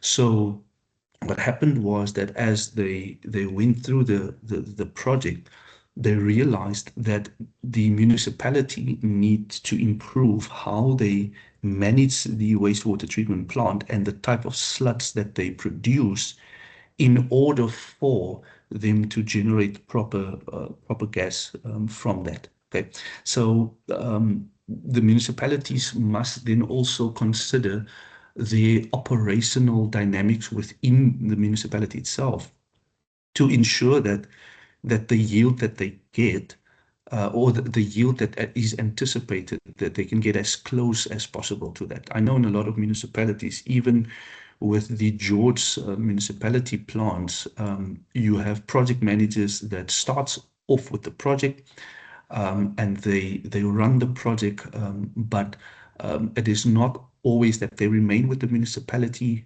So there's that dynamics as well, and so it needs to be handed over. So municipalities need to get to a place where they write out good standard operating procedures that can facilitate proper systems and how they operate the plants on a regular to ensure that they get close to the anticipated yields. Others could maybe even appoint service providers to do that on their behalf if they don't have the capacity in-house to do so. Excellent. Thank you, Jermaine. I think you've answered me how I wanted you to answer. Thank you. Any other questions, colleagues? Any other questions? Any other questions? Because this session is sort of segueing into our Q&A and discussion. And those sessions can only be alive if we are all engaging, right? But as I wait for those questions, Jermaine, you know, I want to bring that example because it's a great example that I'll continue to refer to throughout this week.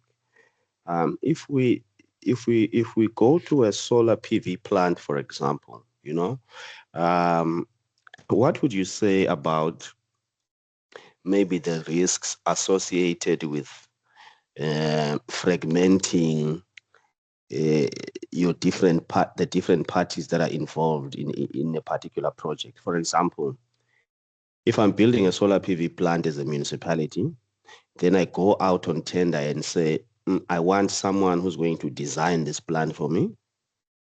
Then I deal with them. Then I go on tender and say, I want someone who's going to build it for me. then I want someone different who's going to operate it for me. Of course, it has some positives to it in terms of competition, but do you identify any risks there, Jermaine, with doing that, especially separating the design from the builder, and how such a situation could result in a difference in the actual yield and anticipated yield of a solar PV plant? Yes, so in the under normal circumstances, the municipalities always have consultant panel tenders, right, where they appoint these consultants to assist them with either feasibility upfront, and in a lot of cases they deal with specifications as well. But I think the subject matter experts in a large extent lies with the builders themselves, especially in the solar space. They've got the expertise to design themselves, especially the solar systems. And if you go in that direction to say, listen, maybe consultants can assist with pre-feasibility studies and get some form of anticipated yield to motivate projects to maybe get funding involved. But it might be worthwhile to leave the design parameters in the hands of the bigger solar IPP contractors or builders. It reduces the risk of blame shifting in the end, because if let's say if the designer says, and the consultant was the designer, and he says that you need that 5,000 megawatt hour, or you can potentially get that 5,000 megawatt hours, and the builder comes along and he looks at the design and he says, no, this is not possible. Or he builds and then he realizes that, no, this is not possible. Who's going to take that blame then on them? I think that is what you're trying to get to in terms of your risk. So in this particular type of cases, it is worthwhile for the designers to be in the space of the builders, right? Because they are the subject matter experts, and then you can hold them accountable to a large extent to say, listen, you guys promised this type of yield, so can you please deliver likewise? So the risk is mitigated for municipalities in that space. But however, the municipalities to a large extent does make use, I am aware of this, does make use of consultants, and there might also be some OS Act regulatory risks if they don't use consultants for certain designs, or they might have their capacity in-house for them to design it themselves. But yeah, so I would probably argue for having the design sit with the builders. Thank you so much, Jermaine. Of course, colleagues, if you argue differently, this is the space. If you want to present that response differently, I'm inclined to agree with you, Jermaine.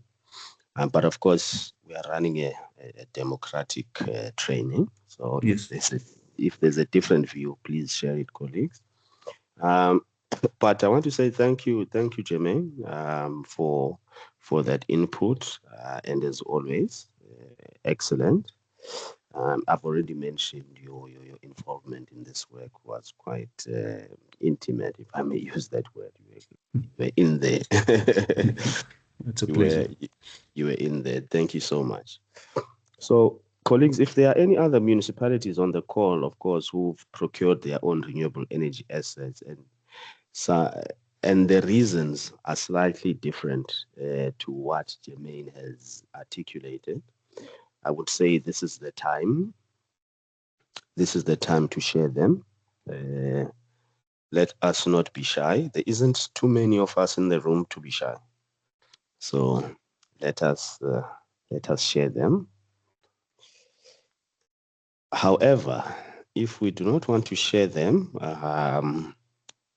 we can move swiftly into one of Itumeleng's key questions. Let us see if we get a response there. Maybe I will ask Itumeleng first if she's in the room. Itumeleng, are you here? I am in the room, yes. Yeah, so before I pose this question as we move towards closure, maybe let me ask you, according to you, is municipal-owned generation a public social good, and can it be used to benefit broader society? I want you to substantiate, of course. Whether or not I have the answer is a What big do you think? question, Yeah. but I put that question on because it's a controversial one, and Prof also alluded to it a bit earlier when she was presenting that municipal owned generation on its own, and given the definition of social ownership, can it be considered a form of social ownership? Is it for the people? So yeah, my 2 cents thoughts is that I always say that municipalities are government closest to the people.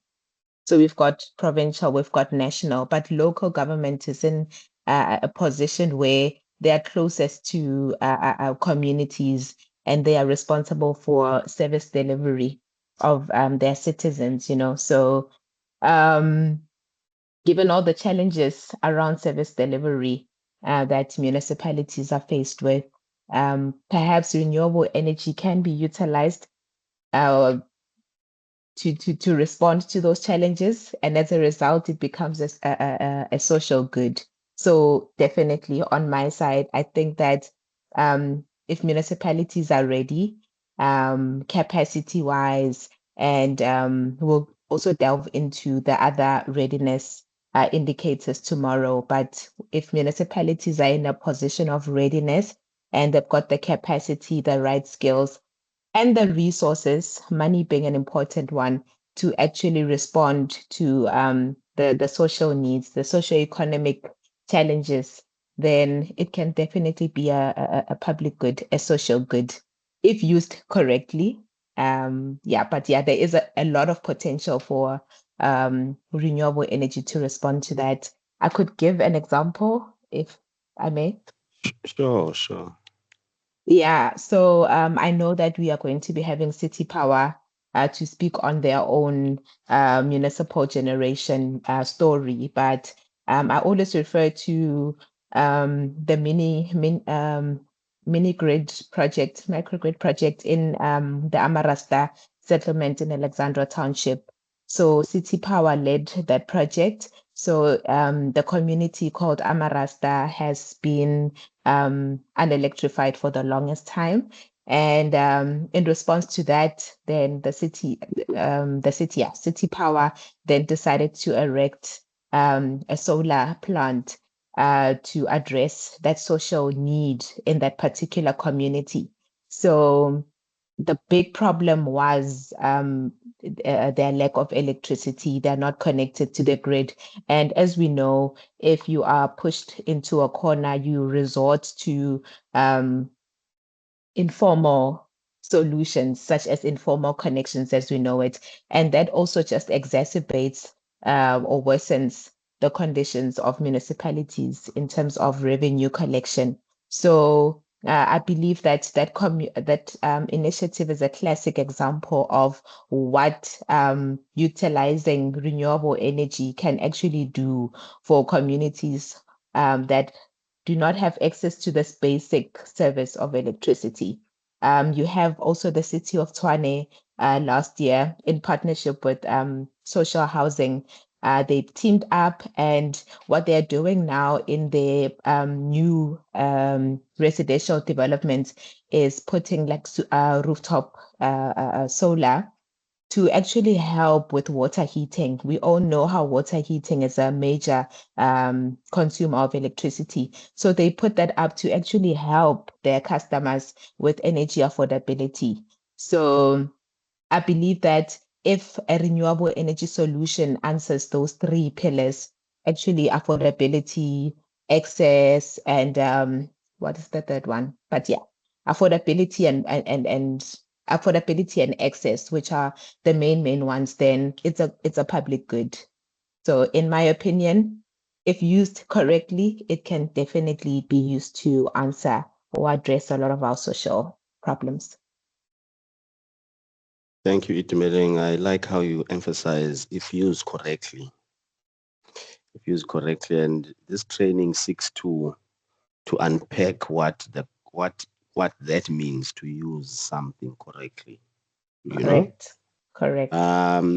This is an open debate, colleagues, because I myself I'm inclined to agree, but of course under the backdrop of used correctly, and that it becomes quite extensive. I want to ask some of the colleagues. I'm not sure if Professor Janet is still around. Are you still around, Professor? I am. I'm right here. Yes. I would like you colleagues to convince me that this is a public good and a social good. And I know you've touched on it in your presentation, but I want you to just remind us why that is the case. Yeah, so I very much appreciated Jermaine's presentation, and I think they're really good examples. I mean, the waste water treatment works and the landfill to biogas to energy is really important. I mean, it links into a whole other concept of circular economy, which is where waste, whether it's human waste or landfill waste, is no longer seen as a problem, but as a resource. Mm-hmm. So it's an input into your economy and into your financial sustainability as municipalities. But I just wanted to say, you know, talking about public good, there's no doubt in my mind that this is a public good because it does provide for, I mean, the model that Jermaine was talking about, where municipalities are using renewable energy for their own resources, for their own provision of infrastructure and so on, is a public good in the sense that it's providing resilient infrastructure, i.e. that's not subjected to load shedding, and it's providing ideally more affordable and accessible electricity for residents. So that is a public good in itself. There's a distinction between social ownership and public good. They're not incompatible, but social ownership is about ownership. So who owns something? You know, if there's a wind farm company that owns the wind farm, that is not public good. That's the wind farm which is making a profit. It's a private enterprise. So anyway, I just make that distinction. As Itumeleng was saying, I mean, municipalities, local government's job is to act in the public good because that's their function. And from the examples that have been given, there's no doubt that they do contribute to that. Excellent. So it doesn't solve the question of ownership. Do you know what I mean? It's a different question, ownership. But yes, public good, there's no question about it. Excellent. I think Professor Jenny just opened another can of worms here. Oh no. Which is the distinction between a public good and social ownership. But I don't want us to get into that. But thank you so much, Professor Janet. And because, you know, we can start to think about ownership within the communities that we talk about. And then that becomes another long discussion. Colleagues, we are still in that discussion where I have posed the question whether OMGN is a public or social good. And I do want, if it is possible, I'm not sure in the room, colleagues, is there anyone who may think differently? Who may think differently?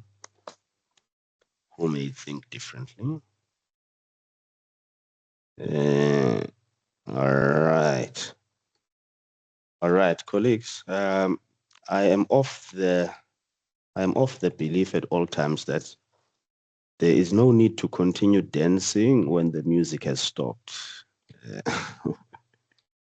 There's never a need to continue dancing, colleagues, when the music has stopped.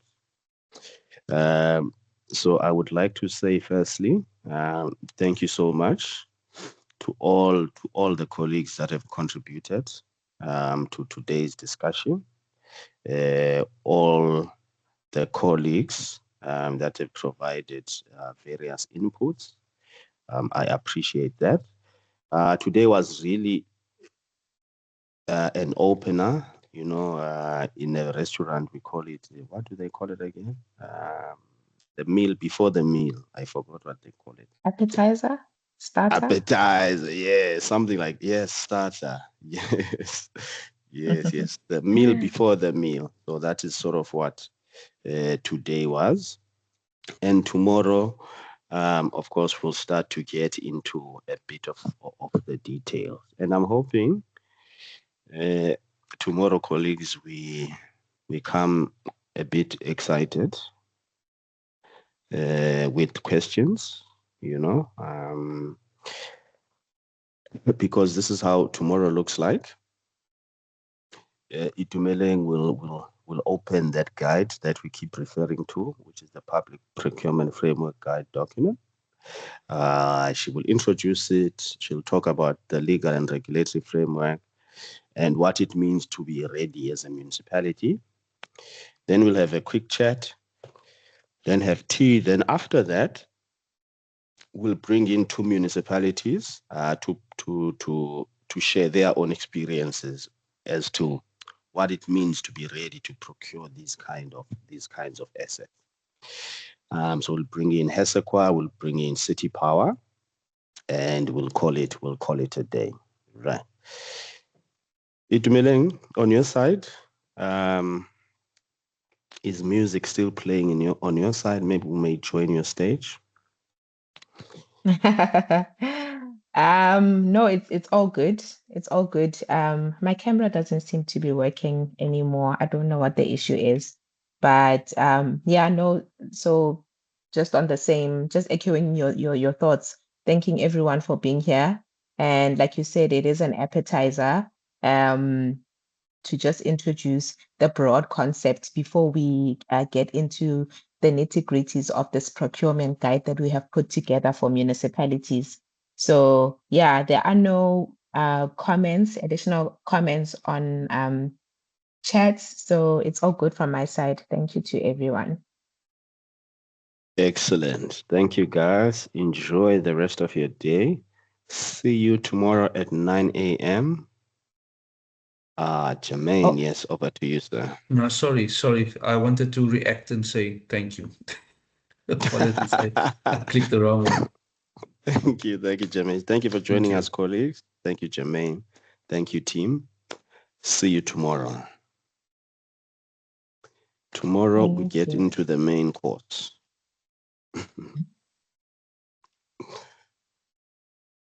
So now, should you and I stay on to chat?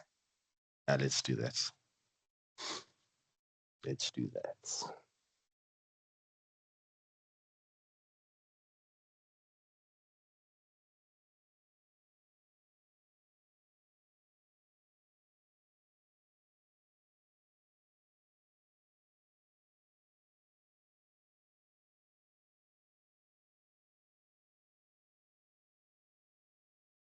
I know some colleagues turn on the meeting and then go do something else. We might have to nudge you colleagues respectfully out of the meeting, because I suspect the meeting is playing itself and the colleague is somewhere else. I suspect.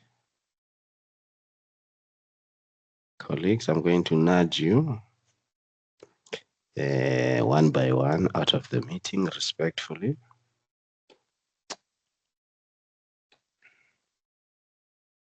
My camera isn't working, ne? Can you see me? Your button. It's not working. You might want to leave and come back. You might want to leave and come. Should we leave this call then, and then because I don't see colleagues exiting. Yeah, you can. Yeah. Okay, let's do that. Probably just call me directly. Okay, sharp. On Teams, ne? I'm gonna call you on Yeah. Teams. Okay, cool. All right. Let me stop the recording. Recording stop.